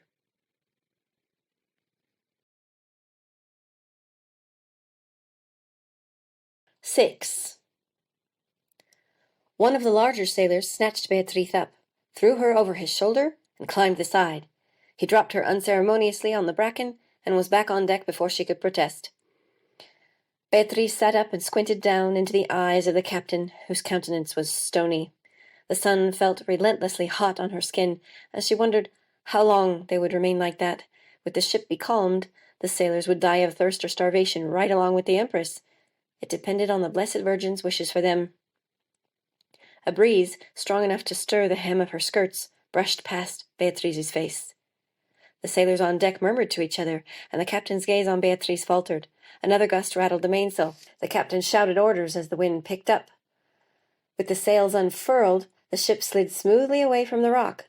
The Empress crouched under the pressure of the wind and kept her gaze on the ship, the only visible thing on the water, until it dipped beyond the horizon. The sky had become covered with black clouds, and waves crashed all around the rock, engulfing Beatrice's feet. Beatrice stood with her hands out and faced the wind, daring it to knock her into the water. A scream had been building inside her for years, since the moment Felix had laid his hands on her. It had gained power when Antoninus sent her to die without a second thought, when she lost the chance to see her children ever again, when Rufus embraced her, and especially when that miscreant robbed the world of little Evander. It stood back when the captain treated her humanely, and she hoped for a simple life in the East. But now that every person she'd ever cared for, every possibility for peace she'd ever come upon, and every hope she'd ever held to her, had been mercilessly taken from her, the scream pressed on her heart and clawed at her throat. She loosed it to the winds. No one heard it but Saint Mary. Without knowing how, she'd fallen onto the brambles. Thorns pierced her skin and added to her weeping. "Oh, Blessed Virgin," she whispered, as a wave crashed over her head, soaking her with its freezing needles. "Am I to meet my end now, after so many trials, because yet again I wouldn't satisfy men's primitive instincts? If it is to be so, let me go to you quickly. Do not let me languish here, far from hope, far from you." As the next wave crushed her against the rock, a beam of white light seared the sky. It lasted much longer than lightning, and the longer Beatriz contemplated it, the less pain she felt in her body, the less the sea whipped at the rock. The Empress opened her mouth and found that she felt no thirst, even after having screamed with all her might. A satisfaction settled about her, as if she never needed to eat again. The beam of light transformed gently into Saint Mary. The Queen of Heaven wore velvet and silk, and a crown that gleamed with jewels in every color. But her face was simple, much like that of Beatriz's mother. It was the most beautiful face in the world. She nodded at Beatriz. "Empress, you have never been faint of heart," said the Mother of God. A delicate green sprig with small white flowers appeared in her cupped hand. "Accept this herb, which has great value for curing the illness of those who are untouchable. Now is the time to redeem others with your unfailing goodness." Too astounded to act, Beatriz let Saint Mary tuck the plant behind her ear. The Empress awoke without ever having known she'd been asleep. Her body maintained its sense of wholeness and lack of need. She lazily stretched her arms, looking at a blue sky with fluffy white clouds. When she lifted her head, the sprig with white flowers was under it. She clasped it in her hands.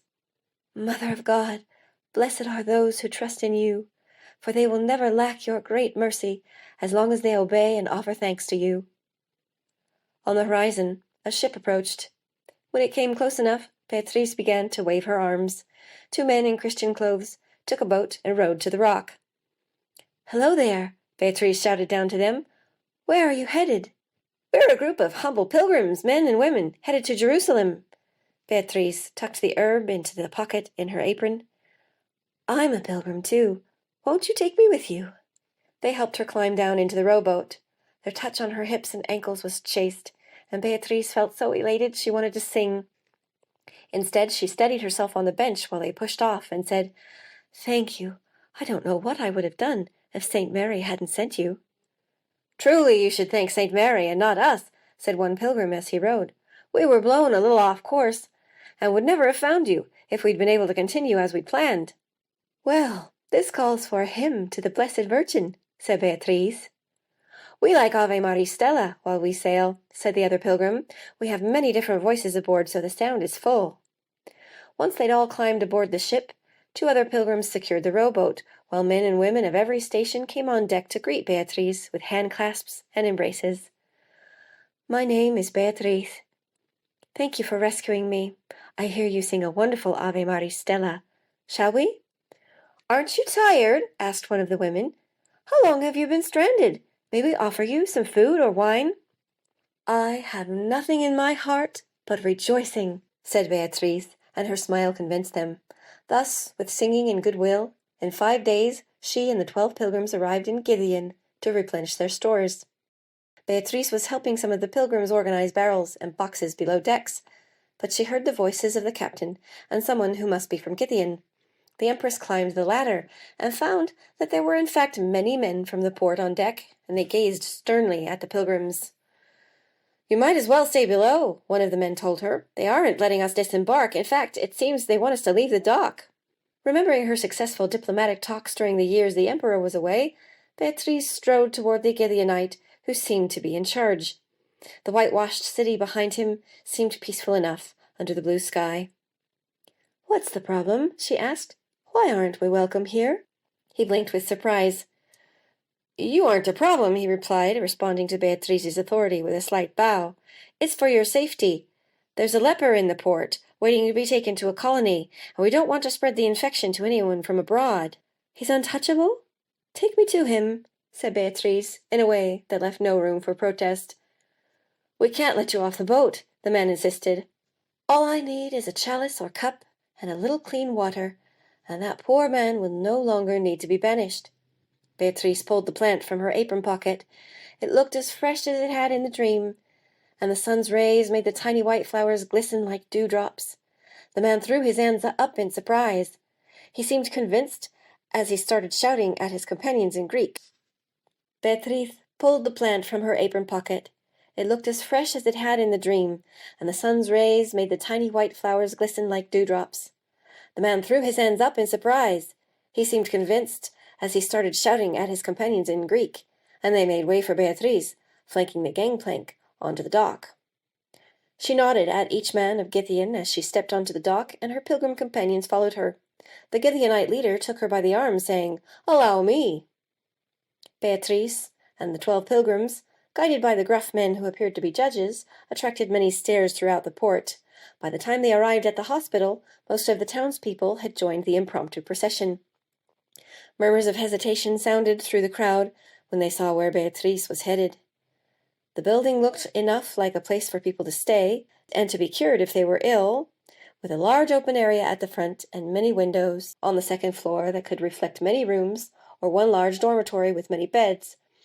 But there was none of the bustle of a port hospital, none of the comings and goings. In fact, there seemed to be no one at all. "Are you sure this is a hospital?" asked Beatriz. "When the leper arrived, no one else dared to stay. Only the priest has stopped by to take his confession before he travels. He must be here somewhere, taking care of himself," said the leader. "Ea!" called Beatriz, nearing the back of the building. "Anyone there?" In a doorway at the back appeared a ghostly form, silhouetted against the light from the windows behind it. "No one but a leper. Are you here to take me to the island?" He leaned forward on a walking stick and blinked at Beatriz. Even from where he stood, she could see that his face was covered in red blotches. "You're not the type I was expecting." Beatriz paused, turning the plant in her hand and contemplating the power it gave her. "I'm not here to take you away. I'm here to cure you." The man progressed toward her, step by unsure step, tapping the cane against the hardened earth. He wasn't wrapped up in linen the way Beatriz had expected, but wore a tunic in the style of the Peloponnesus like all the other residents of Githyan. The sores that obscured the features on his face and neck looked like burns, but on his tanned hands the blotches were lighter in color, with the look of alabaster. Beatriz balked as he drew near, as if to take the plant. The leader stepped between them. "It doesn't hurt," the leper said. "Thank you for your concern." "I'm glad you aren't suffering," said Beatriz. "Oh, I never said that," replied the man, lifting his cane. "I had a family, and business, and friends, and they've all been taken away from me. I didn't ask to be shunned by everyone I've ever known. I've never harmed anyone, and I confess all my personal sins, so I don't know how or why God has cursed me with this contagion." "That's enough," said the leader. "This good woman doesn't have to help you." "It's all right," said Beatriz, resting her hand on the leader's to calm him. "Good sir, if you are without sin, all you have to do is trust in Saint Mary and bring me some clean water to boil." The leper looked at the plant skeptically, but brushed past Beatriz and the crowd of pilgrims and townspeople who hurried to make way to the hearth where a large cookpot hung over the fire. "This is the last of the fresh water they left behind when they abandoned me here," he said, lifting a clay jug. Beatriz joined him at the hearth. "Go ahead and pour a cup's worth into the pot." She grasped the rod to stoke the flames, and gasps of horror circled through the crowd. "Beatriz, you mustn't touch what he's been touching," said one of the pilgrim companions.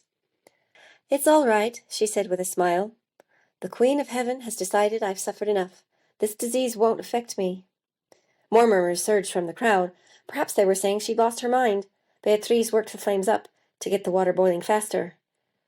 "And even if it did reach me, all I'd have to do is drink the tisane from this plant." She tossed the plant, stem, leaves, and flowers into the pot and winked at the leper, who startled.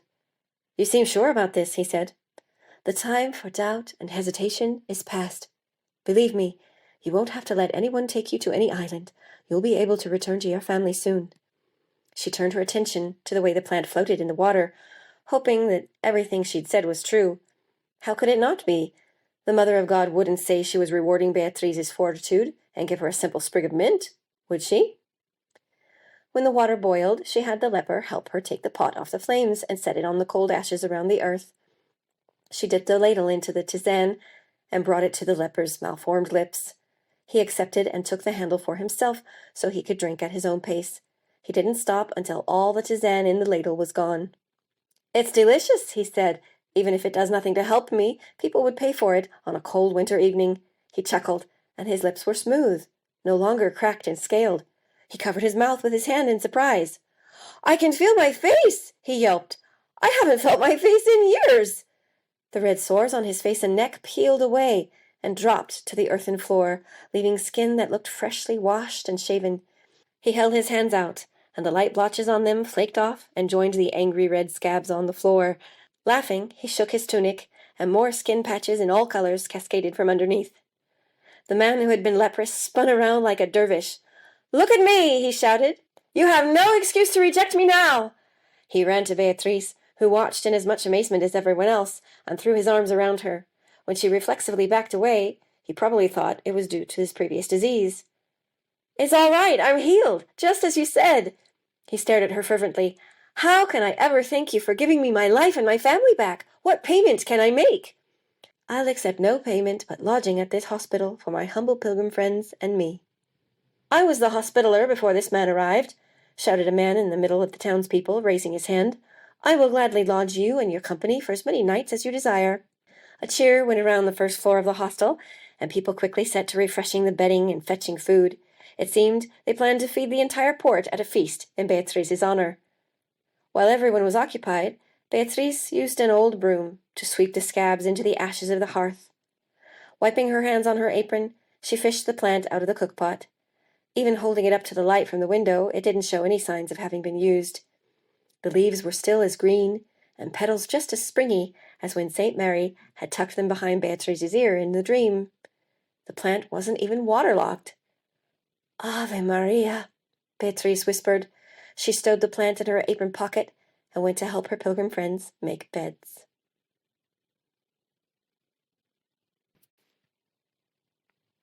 Seven.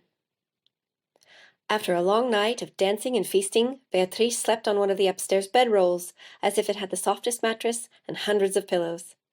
When the light through the windows advanced to her eyelids, she sat up to find that someone had left a richly embroidered red velvet gown at her feet.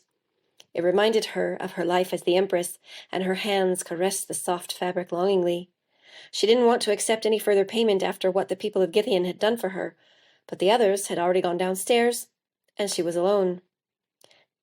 "No harm in trying it on," muttered Beatriz. It took some time and concentration to lace herself up. When she finished, she felt so beautiful she twirled around the long dormitory. At the end of a spectacular flourish, she found herself face to face with the hospitaler's wife at the top of the twisting wooden staircase. "I'm glad you like it," she said. "The tailor wanted to donate it to you." "Oh, it's the most beautiful dress I've seen in a long time, but I can't accept it," protested Beatriz. "My healing services must be freely given, as they were granted to me." "Consider it a loan while we wash your dress," she said, crossing to Beatriz's bedroll to fetch the garment. It has some old stains. It may take some time to work these out." By the afternoon, other leprosy sufferers from around the Peloponnesus began to arrive. They crowded into the hostel and watched expectantly while Beatriz brewed 2 cookpots worth of the tisane with water her pilgrim friends had brought. She ladled the remedy to each leper individually in her velvet gown to the applause of people from the town. Her pilgrim friends stared at her as if she were part of a miniature in a book of prayers, but it was far from the worst way she'd been gazed upon. It was no trouble to smile brightly and sincerely for hours on end. Afterward, she retrieved the plant from the cookpot and stashed it in the bag hidden under her overskirt. At the end of 2 more days, during which more and more lepers arrived with no sign of flagging, the leader of the pilgrims took Beatriz aside. He told her that they needed to move on in order to fulfill their promise to visit Jerusalem. She told him she would stay in Githian a little longer since there was so much work to do. They bade farewell in the port the following morning, and for the first time since the barren rock, Beatriz felt sad. They had been the first people who had treated her kindly, and it was unlikely she would see them again. After a few more days in Githian, the Empress decided to move on to Athens. There she could heal more people, and most of them wouldn't have to travel as far. The Githianites, who were becoming rich with the influx of visitors, were sorry to see her go. but it wasn't hard to find a captain willing to give her passage to Athens. In spite of having no money or anything to trade, her fame as a woman blessed by Saint Mary made everyone her friend. She spent a month in Athens and cured 1,000 lepers. She moved on to Crete, then to Rhodes. She had been healing in Paphos on Cyprus for only 7 days when a group of men wearing the almost forgotten uniforms of the Roman Imperial Guard, not suffering from leprosy, broke through the orderly line of 12 patients and interrupted the session. "Are you the famous healer who cures lepers?" said the one in front. His nearest companion punched him in the arm. "Of course she is! Look at her!" The first continued to address Beatriz. "You've been summoned to the court of the Emperor of Rome. We have an outbreak of leprosy that has reached into the palace to threaten the life of the Emperor's beloved brother, and it is known that you are kind, and will heal him and the rest of the city besides." "The Emperor's brother?" Beatriz smiled. It seemed the Mother of God was giving everyone their just reward, even Felix. "Thank you for your flattering words. Please wait behind these poor suffering souls. When I've finished here, I will speak with you." The Emperor's men threw their hands up in surprise. They probably weren't accustomed to waiting. They didn't seem to know how to make themselves smaller, and remained where they were, letting the afflicted wind around them as if they were the interruption in the imperial plans. Beatriz ladled the tisane and let the sufferer take it into his hands, which shook with apparent age. Just as the first time, and the 1,000 times after, this patient drank it up with relish, and in the next instant his sores fell to the floor. The other sufferers who waited broke out into applause. The hostile staff were well accustomed, and a maid dutifully swept up the sloughed remains of the man's illness. The man himself embraced Beatriz with the gusto of a 20-year-old, as she accepted his happiness as her own. The Emperor's men, in contrast, stared at the scene with wide eyes. "So you see, what you've heard about me is true," Beatriz said to them, "and you won't have to wait long. I'll be finished here presently." They waited patiently and witnessed the wonder repeated 11 more times. The Empress's conversation with them was formal and filled with mutual respect, but she didn't agree to go with them until she'd checked with the hospitaller and made certain that no more people with leprosy were expected to come soon. Beatriz enjoyed a luxurious cabin on deck. They comfortably skirted the Greek islands, such that the crew could bring Beatriz fresh meals nearly every day. When they docked in a port city, the Empress went ashore and asked if anyone suffering from leprosy was nearby. In this way she cured many more people who had become ill and repented their sins, and the days passed quickly. While they sailed, Beatriz read from a prayer book the grateful daughter of a man cured in Sifnos insisted she take. They worked their way up the coast of Greece and the south of the Italian peninsula. They stopped for a few days in Messina, on Sicily, and Beatriz wondered if it was similar to the Syracuse she hadn't been able to visit. She insisted on stopping at every port between there and Ostia, because the plague of leprosy was fierce enough in the south, but also because, as the land became more and more familiar to her, she found more and more misgivings in her heart. Since receiving the miraculous plants, people treated her better than when she had been the Empress. They never questioned her judgment, and always did her bidding. Their attentions to her had a sincerity that had been lacking all of Beatriz's life. They weren't bowing and scraping before her because the Emperor was by her side, but because she was finally doing good in the world. What did it mean that she was returning to Rome? She had been the Empress of this beautiful, civilized place, only to be sent off to die, then sold as a slave. Could she find the kindness in her heart to cure Felix, the man who'd set off that terrible chain of events? Watching the coastline with its fishing boats and seabirds slide by, she stroked the sprig St. Mary had given her in a dream. The blooms never wilted, the leaves never curled, no matter how long they spent pressed in her apron pocket, no matter how many cookpots of tisane she brewed. The plant was like St. Mary's infinite forgiveness and grace. Beatriz wasn't at all certain she could be as merciful as the Mother of God. She paced the deck, unable to calm the chills that ran through her body faster and faster as the ship skimmed closer and closer to Ostia. And then they were there. The ship slowed and eased next to a dock covered in algae with half the planks missing. Hardly any ships were in the port, and those that were looked to be on the point of sinking. Piles of tangled nets cluttered the wharf, and mangy dogs and cats ran at the seagulls who picked apart rancid carrion of the sea. It was not the port Beatriz had left a little over a year previously. Her misgivings multiplied. "Why is it like this?" "The port of Rome used to reflect the empire's power and wealth," she asked one of the emperor's men. "Ever since the emperor's brother fell ill, all taxes have gone to pay for treatments that have never worked. No one can convince the emperor to stop paying these physicians." "I will accept no payment for my treatments, as you know. This port will soon prosper again." The port was a reflection of Felix's moral failings. Perhaps if Beatriz healed him, all of Rome would benefit. She would have to step in and bring Rome back to the glorious state she left it in before this neglect, before the emperor had stopped believing in her. She wrung her hands, oppressed by the weight of responsibility. The imperial guards cleared the way to disembark, laying extra rails to cover the gaps. Even so, Beatriz allowed several soldiers to lead and try it out first. From the moment their feet hit the dock, a murmuring from inside the neglected buildings along the wharf became a swarm of people. They crowded the guards, who pushed them back with their shields. Beatriz looked at their faces and hands. They were all infected. "Stand down. Let them through. I would speak with these gentle people," said Beatriz. The guards fell away to the side, leaving no barrier between Beatriz and the people of the port. Many of them clambered over each other to reach her. Several were able to clasp her hands and plead something in a rush before they were pushed out of the way by others. When a demure woman, who tried to hide the scars on her face with a linen veil, was in front, Beatriz held up her hand. "Let this lady have her say." When the crowd was finally silent, the woman took Beatriz's hand gently. "We had word from Teresina that the great lady who cures all lepers was headed to Rome, so we've all come."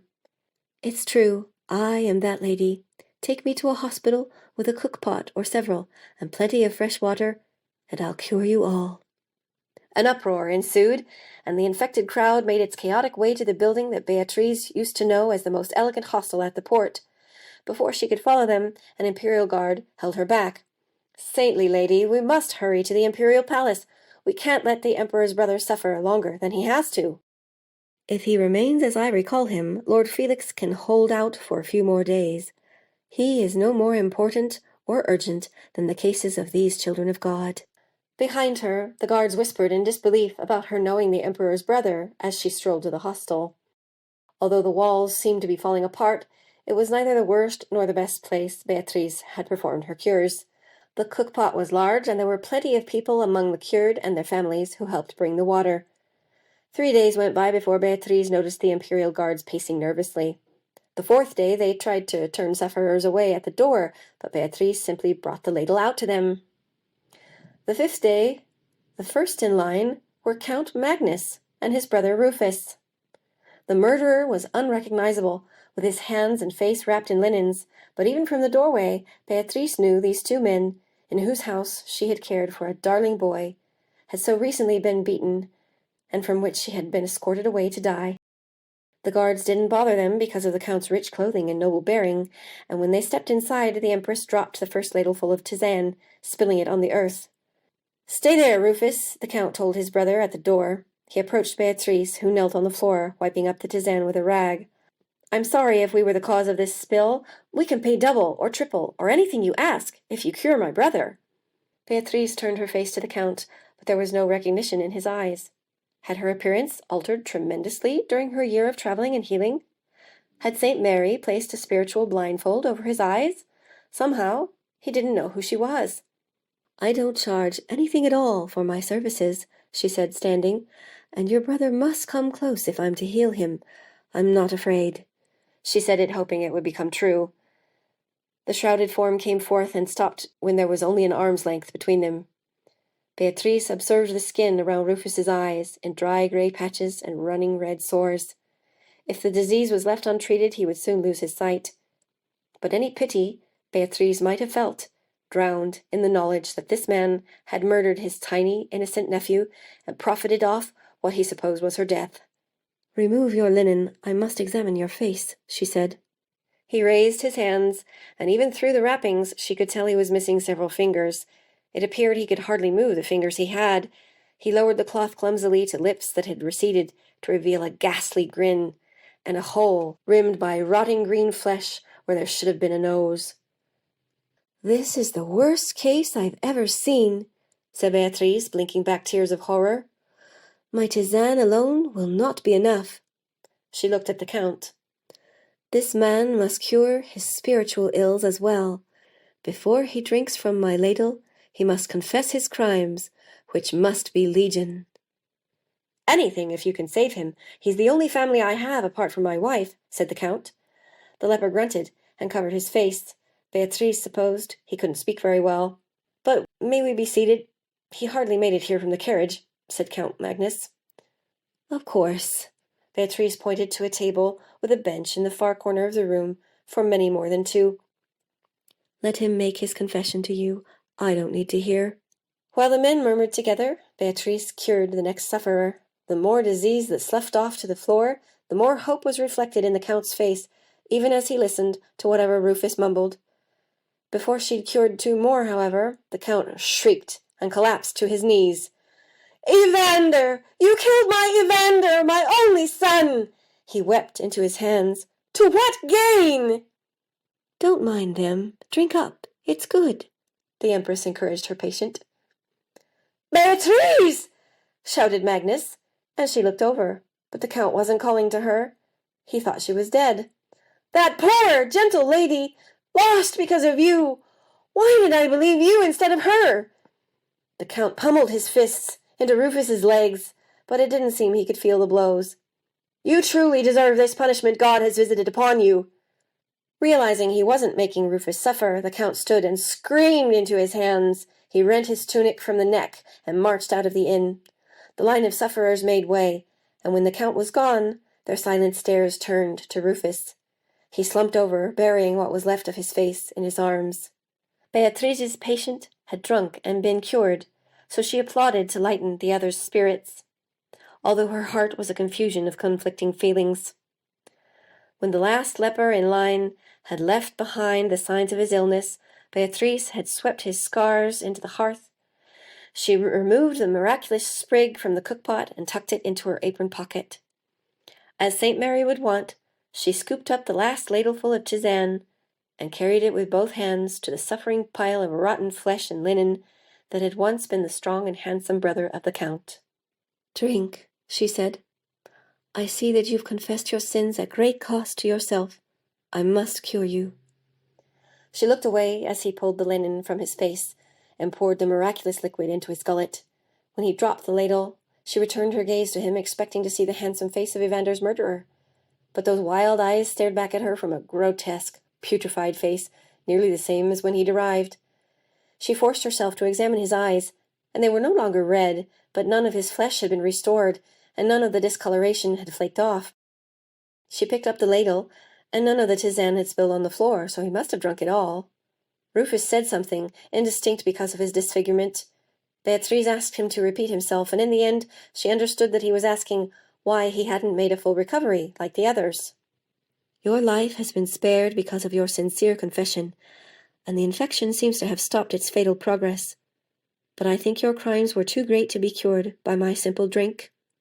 Your deformity must bear witness to your crimes for all to see, so that you may never return to your evil ways." Rufus surged from the bench, supporting himself as he could on the table. He didn't try to speak, but stared at Beatriz until finally she thought he must recognize her. His gaze held no malice, but resignation. Tears fell down his scarred cheeks. He pulled the linen back up to his eyes and headed for the door. He stumbled without the Count's support, and Beatriz guessed he didn't have any toes. She set to cleaning the cookpot, unable to deal with the contradictory emotions the pathetic figure provoked. Should she have brewed more tisane to see if it would help? He had done unspeakable things, but wasn't there a limit to what such suffering could teach him?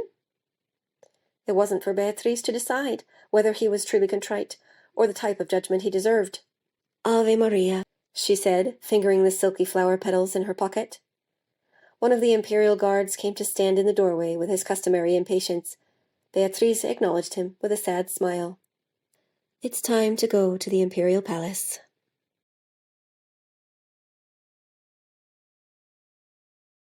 8. The carriage in which the soldiers took Beatriz to the palace had soft cushions and no signs of hooks to tie someone down. She insisted the curtains be pulled back so she could view the city with its ruins. Even the new buildings seemed to have stopped construction in the middle. The journey was the same one she'd taken to come and marry the emperor, But the landscape had changed. She knew she was different too, but she felt the same trepidation she had on that first carriage ride. This time there was no chaperone to hold her hand and stroke her hair. She fidgeted with the sprig in her pocket more and more the closer they drew to the imperial palace. They barely paused at the gate. As the guards recognized their comrades and knew the urgency of their mission, Beatriz studied their serious faces as the carriage passed. She knew some of the men from her time in the palace, but they were changed as well. There was none of the camaraderie or pride she remembered sometimes envying. A guard helped Beatriz alight, and she felt grandiose in her red velvet gown, even as used as it was. The pages who came out to meet them kept their distance, but even from afar they trembled obviously with fear. It seemed more basic than concern for the emperor's brother. Beatriz approached one. He backed against the wall and turned his face away. She thought she recalled he had come to wait upon the emperor shortly before Antoninus left for the crusade. "Why are you so afraid?" she asked him. He guided his chin to face her, but just like the Count and Rufus in the port, no recognition registered on his face. Eyeing the imperial guards, the young man whispered so they wouldn't hear. "I've lost many of my comrades to the illness that afflicts the emperor's brother. When one of us can no longer work, they send in another of us. I'm afraid I'll be next to attend to him personally and clean his wounds." Tears filled his eyes, and Beatriz saw all the hopes he may have had to marry and start his own family flow down his cheeks with them. She understood that she must help Felix, no matter what he'd done to her. She couldn't let so many good Romans suffer any longer because of his villainy. She hoped that Tizanne would work sufficiently to help Rome return to its former glory, but that wasn't for her to decide. "I'm here to help cure the emperor's brother," she said for all to hear. "You have nothing to fear." "It's true," said an imperial guard. "We've seen what this lady does with her blessed plant, so stop your sniveling." The page wiped his tears and stood at attention, chastised. Beatrice smiled back at him as they headed to the throne room, trying to inject some hope into the now desolate palace. She nearly forgot herself and strode ahead to the throne room, but familiar face after familiar face made no acknowledgment that they knew her, so she pretended she'd never been in the palace before. Her gasps of surprise at the shabby state of the furniture and walls probably seemed to be wonderment. "You've never been anywhere so elegant before, have you?" one of the guards whispered in her ear with too much familiarity. She giggled in a way that could be interpreted to mean any number of things. When they opened the door of the throne room, as she saw her Antoninus, she was unable to say anything at all. He sat crooked, uncomfortable on a throne he was born to occupy. His hair, which fell past his shoulders, was like a dingy gray veil that nearly obscured his sad eyes. If he'd ever looked like that while Beatrice lived at the palace, she would have taken him away from his duties and listened to him and held him tight until he found his strength again. For a long moment they gazed at each other wordlessly. He didn't recognize her. Their years of happiness together had been erased. As the reason for her visit registered, he began to grin and sit up straighter. A guard tapped her shoulder. "Bow before the emperor." Beatrice was quick to comply, to do anything but keep looking at this shell of Antoninus. But the emperor said, "Nonsense! If this is the miraculous lady who can cure my brother, let her stand before me as an equal." She stood and was grateful to talk about the matter at hand. He gestured at her regally. "Behold, cure my leprous brother, and I shall give you a great reward." "I believe I can help your brother. If your imperial majesty will allow it, I would see the patient and talk with him." "I can't let you risk it, dear lady," said the emperor. "Talk with the page who serves him about his symptoms." "I must speak with him myself, and when the time comes, I must administer the tisane by my own hand. I have cured more than 1,000 lepers, and never been contaminated, for I am protected by the Mother of God." "Very well," said Antoninus. "I will escort you and wait outside the chamber." Beatrice was overwhelmed with memories as Antoninus walked beside her. It was as if the past 5 years had never taken place. They glided along the corridors, confident in their unity and in their governance of the empire. She thought Felix would be staying in one of the many luxurious guest quarters for diplomats and foreign rulers, but they stopped before the door of her own bedroom. With trepidation, she left the emperor and the guards and stepped inside. The gilded armchair where she'd spent so many hours reading to her lady attendants was still on its platform, as if Beatriz had stepped out momentarily to dine or to greet an ambassador. The colourful pillows still softened every surface, and of course the colonnade still commanded a sweeping view of Rome. The bed was still big enough for half the servants in the palace to sleep comfortably, but in it a single masculine figure reclined, wrapped up in linen. No book of prayers to St. Mary or rosary was in his hand. Beatriz seemed to have interrupted him, staring out at Rome with an empty expression. "Who are you?" said Felix. "Where's my page? It's not time to change my linens." He sat up straight with a challenge in his eyes. "I'm the lady who's come to cure you of your ailment," said Beatriz, feeling more disgust at his ridiculous lack of humility than she ever had looking at any leper suffering. "You must let me see the affected areas, so I can tell whether I'll be able to help you." "Why should you be able to help me when the finest physicians in the entire empire have failed?" He brought his knees up to his chest defensively. Beatriz leaned on a column like an old friend, and contemplated the most important city in the world, of which she had been the empress. "Because I'm not a physician. Because I'm protected by the Mother of God." She charged to the bed and forced his knees and arms away from his face with divine ferocity. "And because I'm not doing it for you, but for all the Roman citizens whose lives you're ruining and wasting." He struggled to return to his cocoon, but when he looked her in the eye, he seemed to know he was beaten. He went limp and let her lift the bandages from his hands, feet, and finally his face. His flesh was mottled with multicolored sores and rough scars. Beatriz didn't choose to linger looking at it, but no infection threatened his eyes or nose, and none of his fingers or toes were missing. Under that strange reptilian surface, she could still make out the aquiline features of this younger version of Antoninus. Compared to Rufus, Felix's malady looked almost comfortable. Was he redeemable after all? She said. "What? What is it? Am I going to die?" She considered letting him suffer in ignorance while she loosely replaced the bandages. She sighed. "I've seen worse. Prepare yourself to save your own life." She marched out the door unhurried, leaving his shouts of bewilderment behind her. Once they'd closed the door, all the guards, and especially the emperor, gazed at her expectantly. She murmured only to Antoninus, "Your brother will recover, but before I do anything for him, he must confess all his sins exactly as he committed them." "Of course," said the emperor, snapping his fingers at the nearest guard. "Fetch a priest." Beatriz started again. "He must confess to the Pope, and your Imperial Majesty must be there to listen."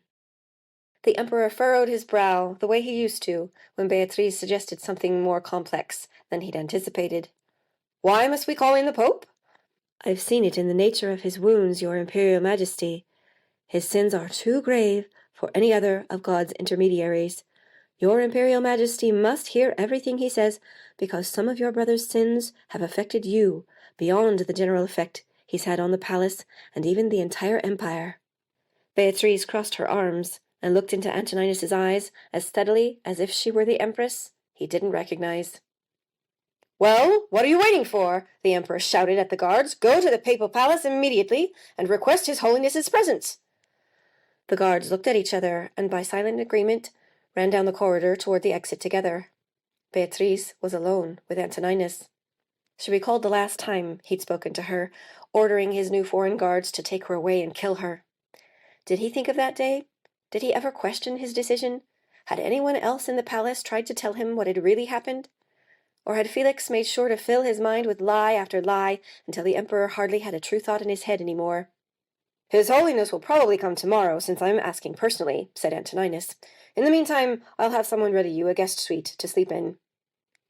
Standing outside her rightful quarters, where many had been the times Beatriz had coquettishly invited the emperor to spend the night, nostalgia washed over her. Her body reacted to the half-remembered longing with a coughing fit. The emperor reached out to comfort her, but stayed his hand and took a step back. "Are you sure you can't catch what Felix has?" "It's nothing, your Imperial Majesty," choked Beatriz. "It's only that I'd prefer to sleep with female servants, perhaps cooks or maids, whoever lives here, than to stay by myself. I've been traveling, dedicated to helping lepers, and have become accustomed to that sort of company." "Very well," said Antoninus, though he sniffed at the strangeness of the request. "I do want you to be comfortable and at your best tomorrow, and since you're used to conviviality, I hope you'll join me for dinner. I'd love to learn more about this wondrous lady who could alleviate my brother's suffering." Beatriz's mind raced. Your Imperial Majesty means Saint Mary, not I. And I'm afraid since it's Saturday, her day, I must fast until tomorrow. You did say the Pope would come tomorrow. Count on it, said Antoninus. Perhaps after the curing we can all dine together in celebration. Of course, Beatriz lied. She knew she could never sit through a meal with the Emperor without breaking down, and certainly would never willingly attend a dinner with Felix again. They parted ways with ceremonious bows near the kitchen, where Beatriz was to seek out a scullery maid who would show her their dormitory. But the Empress kept thinking how she used to stand there, discussing menus for suppers with diplomats and foreign heads of state, and found it impossible to enter the kitchen. The longer she stood there, the worse her head hurt. She followed a strong pull outside the palace. The guards at the gate crossed their staffs in front of her. Please let me go. I'll come back to cure the Emperor's brother, Beatriz said. I can't stay here in this luxury, when I know there are good Romans who need my help. We can't let you go, said a guard. We must keep an eye on you at all times by the Emperor's direct orders. Come with me, then. You can see my work, and if something were to happen to me, you could decide whether to report to the palace or just go into hiding to avoid the Emperor's wrath. She laughed nervously, but it seemed to convince them. The tall one guided her through neighborhoods she'd never visited before. Filth ran freely down the sides of the streets, and people were too busy hawking wares or trudging home to notice. Those with the worst luck of all sat among the refuse with their hands out, moaning plaintively, not even using words to say what they needed. It wasn't long before Beatriz saw the telltale sores on the hands of one of the downtrodden souls. Stop, she said, before the guard slipped away without knowing he left her behind. He turned around and looked on with curiosity and not a little revulsion. The woman was dressed in scraps, and her eyes were white. Beatriz didn't know if the blindness was a complication from her leprosy, but it didn't matter. She was defenseless, and the only one who could help her was Beatriz. The Empress held out her hand. Follow my voice, dear lady, and take my hand. I'm taking you to an inn where I can cure you. I've heard tell of the lady who cures untouchables, said the woman, clearing her throat. Are you that lady? Have you come to us at last? I am that lady, sent by Saint Mary, and I can cure all who believe in her. The woman found Beatriz's hand and hoisted herself up. Please take us to the nearest hostel, Beatriz requested of the guard. She wasn't able to hear his affirmative reply because the leprous woman started shouting, Hey, everybody! The lady who cures lepers is here! Bring your loved ones! Bring lepers who owe you money! We're all getting cured! Shut up! Shouted the guard, raising his hand against her. Beatriz stayed him. It's all right. I'm here to cure. I might as well cure them all. They progressed through the twisting streets, and the woman continued to shout, drawing people out of buildings and alleyways Beatriz hadn't even noticed. How many people are hiding and suffering, she whispered. She couldn't bear the thought, and avoiding such tragedy in the city of Rome impelled her to the inn right behind the guard. The innkeeper abandoned the building as soon as he caught sight of the aiming mob following the beautiful lady and the imperial guard. Of course, the water took its time boiling in the enormous pot on the hearth. The lepers piled in through the door and the windows, and the guard tried to keep them back with his staff. Patience, patience, said the Empress, chuckling to herself. No one will go untreated. You've waited this long, you can wait a few more minutes. No one argued when the blind woman went first, and with the tisane from the still fresh plant, she regained her eyesight. It was enough to give everyone hope and a little of the patience Beatriz needed from them. The second person cured was a priest, and Beatriz had him set up in the corner so the sufferers could talk to him first and receive the tisane fully confessed. The Empress quickly lost track of the number of people she cured. Volunteers helped her keep the cookpot full of water and the fire stoked, but she personally ministered the tisane to every last patient. Finally, the clump of people waiting thinned out, and the former lepers started to feel like stopping the celebration and surprising their families back at home when the sun broke through a crack in the wooden shutters. The priest helped Beatriz put the hostel back in order, and when they were done, he said, Would you like me to wake him up for you, blessed child? The Empress observed the imperial guard, who had slumped over a table, his face buried in his arms. Yes, thank you, she told the priest. She reached into the cookpot for the plant in order to tuck it back into her apron, but hesitated. The sprig was still whole and green, but the biggest of the white flowers had left several wilted petals in the bottom of the pot. She turned the plant over in her hand, and nothing else seemed amiss. She wasn't sure what the loss of the petals meant, and staying up all night was catching up with her. She might have remained frozen in that spot for several hours if the guard hadn't started shouting. "Saint Mary, save me! We must return to the palace! The Emperor will be looking for you, and if my companion at the gate can't tell him where you are—" Beatriz stuck the plant in its customary place. "Of course. I'm ready. Let's go now." They hurried through the narrow streets, bustling with morning activity. People smiled and waved at her. They must have been former lepers, or their families. She couldn't tell any more. Beatriz felt dizzy, battered by the noise and smells of people shouting, cooking, and throwing refuse into the street. She clung to the guard's arm, and he managed to guide her to a cleaner, quieter neighborhood. From the middle of the street she could see the path up to the imperial palace, where Felix awaited the same treatment she'd given to every poor soul who confessed all night long. She should keep going just a little while longer. It would all be over soon. She collapsed on the compacted earth.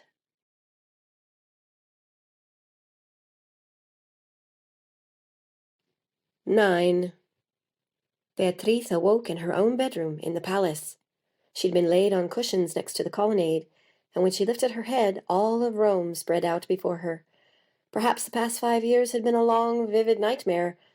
Her headache and queasiness indicated she might have feasted on something very rich too soon before bed.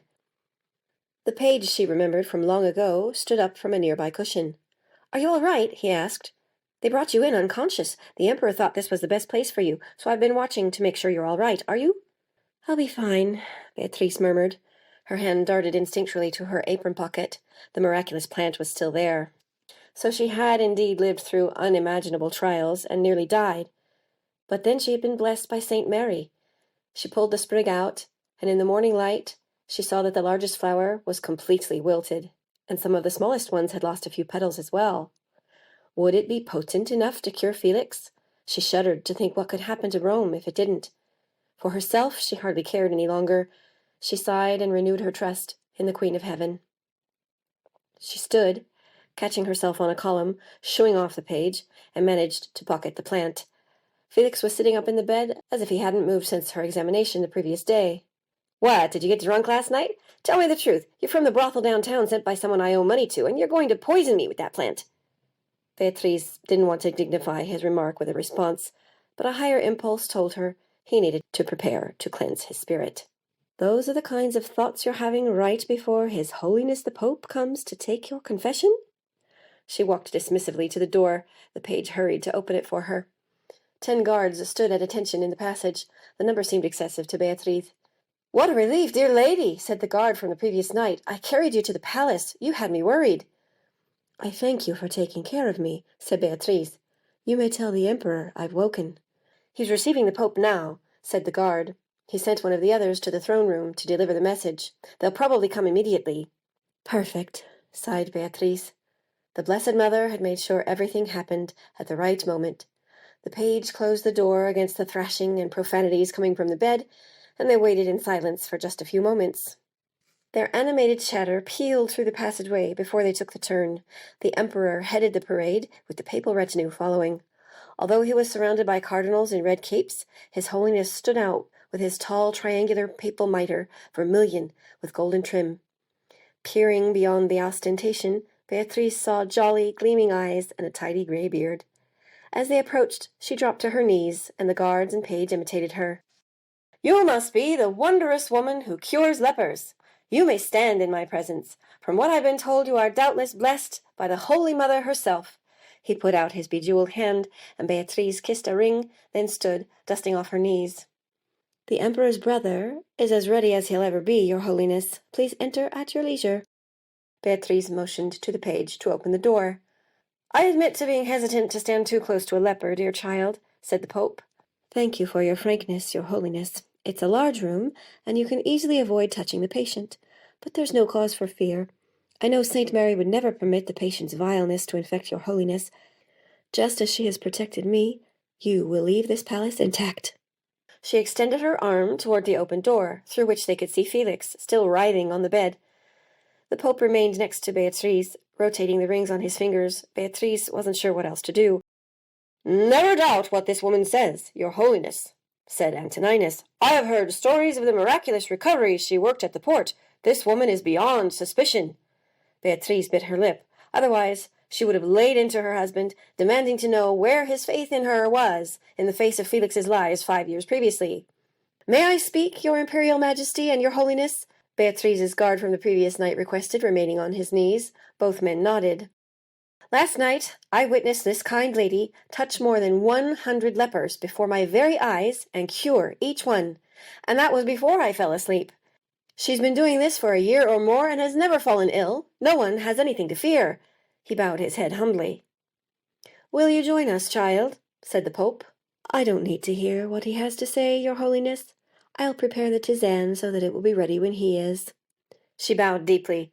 When she'd witnessed both men enter the room and stand in the colonnade, facing a terrified Felix, she walked deliberately down the passage, accepting no company. In the kitchen, she let a scullery maid set a cookpot to boil. The woman tried to make conversation, and Beatriz maintained it out of courtesy.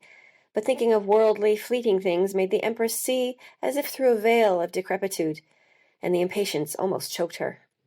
When the water was ready, the maid ladled some into a goblet. A leaf fell off the plant as Beatriz placed it inside.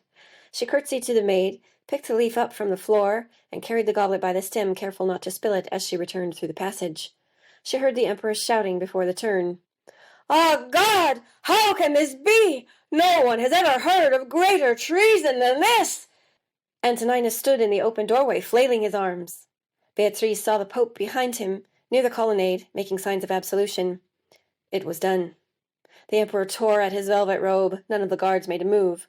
"Your Imperial Majesty, what happened?" asked Beatriz. "I never knew. He committed so many sins. But what matters now is he says the Empress never betrayed me, never tried to seduce him when I was in Jerusalem. My Beatriz!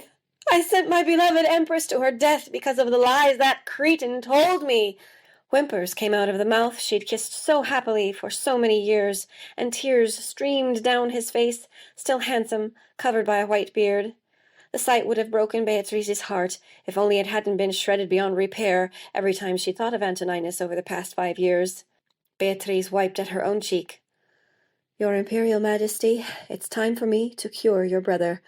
I'm obliged to use the gift Saint Mary granted me. Afterward, you may mete out any punishment you desire, but let him face his fate whole in body. And I have news of Empress Beatriz." The Emperor stopped his desperate movements, though his robe was already in tatters. "Beatriz? Is she alive?" "I'll tell you afterward." She lifted the goblet with both hands to remind him of her duty. "Please, let me through." Antoninus gathered himself to the side of the doorframe. Beatriz stepped over the shreds of cloth and nodded deeply at the Pope, who returned the acknowledgment. She approached the bed, and Felix sat up defiantly. "Oh, you're going to cure me now! How much good can it do me when my brother's going to have me executed anyway?" "You may be surprised," said Beatriz, "but that's none of my concern. Drink." His bandages swiped her fingers as he grasped the goblet stem. "Tell me truly, this is poison, isn't it?" "No," Beatriz said, unable to keep herself from rolling her eyes. "Drink, son," said the Pope from the colonnade. "You must enjoy good health in order to carry out the penance I'm imposing on you." Felix blinked as if deciding which fate was worse. "I'm sure I can find someone to force you," said Beatriz. Antoninus came to stand next to Beatriz. "I'll force you myself if you don't drink, Felix. You owe that much to Rome and to me." Felix tipped the goblet more gently than Beatriz would have, dribbling tisane over his scarred lips. Lifting his head, he spoke in disbelief. "Even if it's poison, it tastes irresistible." He gulped the rest of the drink down until the miraculous plant fell out, hitting his nose on the way to the bedsheet. Beatriz rescued the plant, stifling a sob of despair. It was a hazy memory of the plant St. Mary had tucked behind her ear, shriveled and unnaturally dry, with no flowers or any hint there had ever been blooms on the stalk at all. The Empress stood unmoving, astonished by the understanding that Felix had been her last patient. She might have walked out of the room without speaking to anyone, but Antoninus touched her arm. "Dear lady, gaze upon the miracle you've wrought!" Felix was laughing as he stripped off his linen bandages, adding them on top of the diseased skin that had sloughed off him. Beatriz was thankful to think that they would burn the sheets.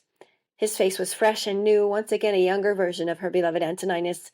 If he wanted to, he could walk out of the palace and seduce any woman, command the respect of any man. Given Rufus's partial healing at the port hostel, as well as the state of the plant, his recovery surprised Beatriz as much as everyone else. but she wasn't one to question St. Mary's use of her power. The guards and cardinals rushed into the room, celebrating. The Pope kissed Beatriz's hands, calling her a saint. Antoninus took her aside. "Thank you, kind lady. How may I reward you for my brother's miraculous recovery? Remember that I am the Emperor of Rome. I can grant you anything you please." "I will accept no payment for your brother's cure," replied Beatriz, "because I didn't work the miracle. It is the work of the Mother of God. We must keep her at the front of our minds always, if we are to survive the trials this life tests us with." Beatriz took Antoninus's hand in hers, but dropped them again to stop the rush of emotions the touch provoked. He put them together in prayerful acknowledgment of Beatriz's wisdom. She wiped the tears flowing down her cheeks. She couldn't look into her husband's eyes, knowing what was about to happen. "Your brother, as handsome as he is, has a soul as ugly as an ostrich." At her words, Felix jumped out of the Empress's bed and charged toward her. The imperial guard seized him and stopped him from touching her. Everyone in the room was going to hear what she said next. "Now it can do no harm to tell you that I am the one to whom Felix did the greatest wrong, as he confessed. I swear it by the God of the True Cross." She held her hand up and closed her eyes in pledge. "Beatriz," said the Emperor. He took her face in his hands, and she witnessed recognition blossom in his eyes. "My Empress, it is you!" He moved to embrace her, but Beatriz backed away, holding her arm out. "No. Felix will never darken this palace again," Antoninus hurried to explain. "I'll send him away to do the penance His Holiness has imposed. We can live just as we used to, before I left for the crusade, before I called my false and traitorous brother to Rome." He pulled her hands away from her face where she was catching copious tears. "Don't you remember how happy we were?" he pleaded. She strode to the colonnade and watched Romans going about their business. "I'm afraid that now that my healing powers have come to an end, people will start treating me just as deplorably as before. There have always been men who were so moved by my beauty that my nobility and learning meant nothing to them. From now on, I wish to serve Saint Mary, who is light, for she will never fail me." "Would you enter a convent, my child?" asked the Pope. Beatriz nodded. "That would be an excellent start, Your Holiness. Do you know a holy place that would accept me?" "Any convent would be glad to count you among their devotees, but I'm thinking of one in particular dedicated to Saint Mary, where you could be happy for the rest of your life." "I would sleep there tonight, if they'll have me," said Beatriz. The Pope gestured at one of the cardinals, and he made a dramatic bow and exited. "Is he going to the convent to advocate for me, Your Holiness?" "I'd like to go with him," said the Empress. "No!" shouted the Emperor. He darted to Beatriz's feet and held onto her ankles. "Please don't go! I mourned you all these years, and now you're back, only to leave me again. Please stay in the palace. Give me a chance to win you back." His grip was surprisingly weak. Beatriz was able to step out of it, and he didn't try to grab her again, but lay on the floor weeping. "I can never live in this palace. I'm not the woman I was when I lived here with you as your wife. I've seen too much suffering, survived infamy and physical attacks too many times. I'm sorry." She picked up her hem and ran to catch up with the cardinal before her spirit weakened. In the convent, Beatriz worked and prayed. She traded her red velvet gown for a nun's habit with an underdress of sackcloth. Antoninus visited her daily, and in an alcove of the cloister she listened to the rustling leaves and her husband's news of the world while she embroidered silk pillows. She enjoyed hearing how Rome was recovering from the economic strain Felix had inflicted. Together they read letters from their daughter and son, and Beatriz was pleased when they expressed their agreement with her decision to enter the convent. Antoninus often asked her advice, and she responded with distant equanimity. She knew he was trying to tempt her to return to the world with power and the love they'd once shared, and she let him think he had a chance because it seemed to lighten his spirit. He told her what they'd done with Felix, but she was so uninterested she didn't even listen. She was too busy thinking about what needed to be done in the scriptorium, where her literacy in several languages pleased the Mother Superior. What most interested her about the convent was a small cell off the main altar. It could be entered through a doorway in the cemetery, and had a small window at eye level, both on the side and cut into the church's apse. From there, she could see the figure of St. Mary with her child, clearly, albeit from the side. It had a bench that could double as a bed frame, and a lower area in front of the apse window where Beatriz could imagine herself praying. It would be wonderful to live there for the rest of her days, entirely dedicated in spirit and body to Saint Mary. The next time Beatriz was alone with the Mother Superior in the scriptorium, she asked how long it had been since the convent had hosted an anchoress. "Blessed Sor Florinda was called home to the Lord about 10 years ago." She squinted at Beatriz. "Are you thinking of taking her place?" "If I may," said Beatriz demurely. The Mother Superior laughed. "The convent always benefits from an anchoress, but you should be in no rush to spend the rest of your life in that cell." "I understand I must be examined before the confinement ceremony. I'd like to start the questioning process as soon as possible." "Indeed, anyone who looks at you would say you're far too beautiful to become an anchoress," said the Mother Superior. "We'll need to be careful they don't lock you up somewhere else because they think you're a lunatic." The Mother Superior must have told the Emperor what was happening, because before Beatriz met with the bishop even once, Antoninus barreled into the cloister demanding she be questioned by no less than the Pope. "Perhaps he can show you the error in your idea. Beatriz, Rome needs you. You must return to the palace. I can't lose you." She'd long tried to think of a way to soften the blow, but it was finally time to tell her husband where he'd erred. "You lost me the moment you callously sent me off to be violated and killed without even listening to my self-defense. It took me years to understand, but I know now that in that moment you demonstrated that you cared for your brother's words more than for the happy years we spent together, the good advice I'd given you, and the children I bore you. I can't sacrifice any more of myself for you. The Mother of God is a much kinder mistress." Unable to comprehend Beatriz, Antoninus still held on to hope and sent His Holiness anyway. The Pope was glad to meet with Beatriz, whom he always addressed as blessed. Over the course of the following year they met 10 times, strolling in the garden or huddling in the cloister for warmth, and one time, formally, in the confessional. Beatriz kept herself from crying out with impatience by acquiring a desk for the cell she already thought of as hers, so she could keep working for the scriptorium and read letters from her children after her confinement. She also made heavy oak shutters for the window with her own hands, and began closing off the door with large stones she hauled in from the forest, and plaster some of the nuns had shown her how to make. She felt a little selfish, making the tiny space comfortable for only herself. But seeing how pleased the abbess was to have an anchoress again eased her mind. The abbey would receive more donations from patrons who wished the saintly woman in the cell to pray for their souls or for their deceased loved ones. Such donations would likely double or triple the cost of Beatriz's modest food rations.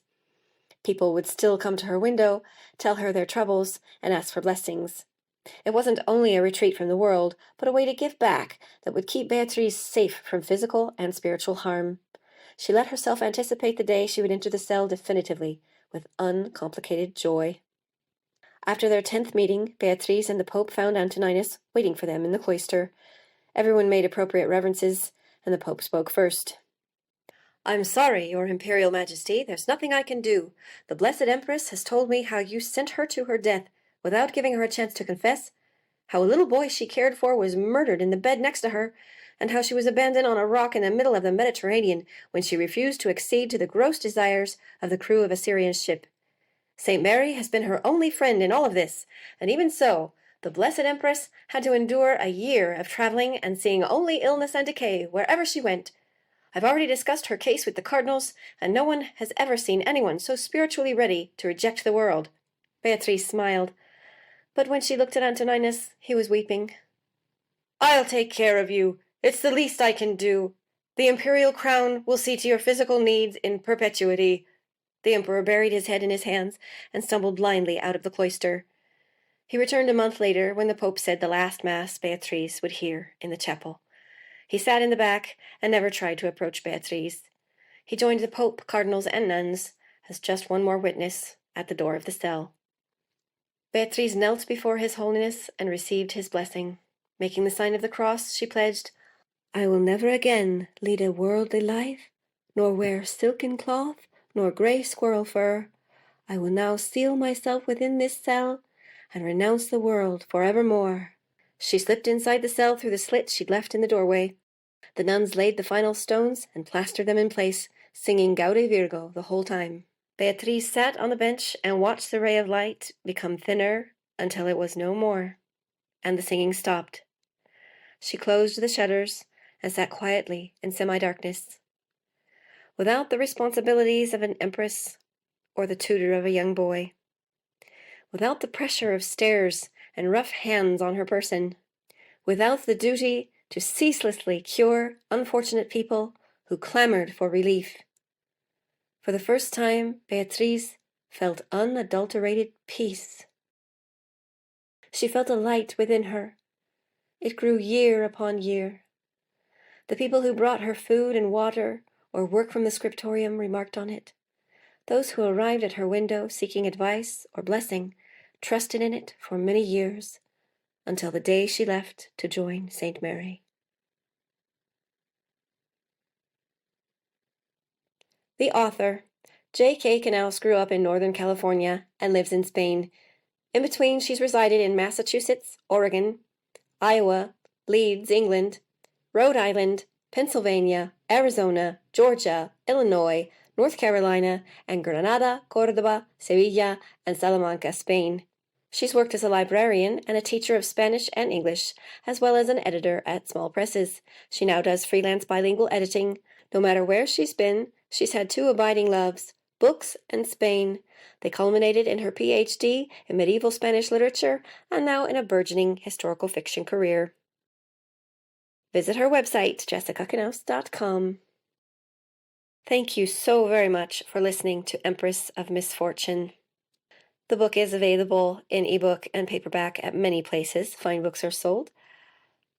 Please subscribe to this channel to listen to even more astonishing stories. Thank you so much.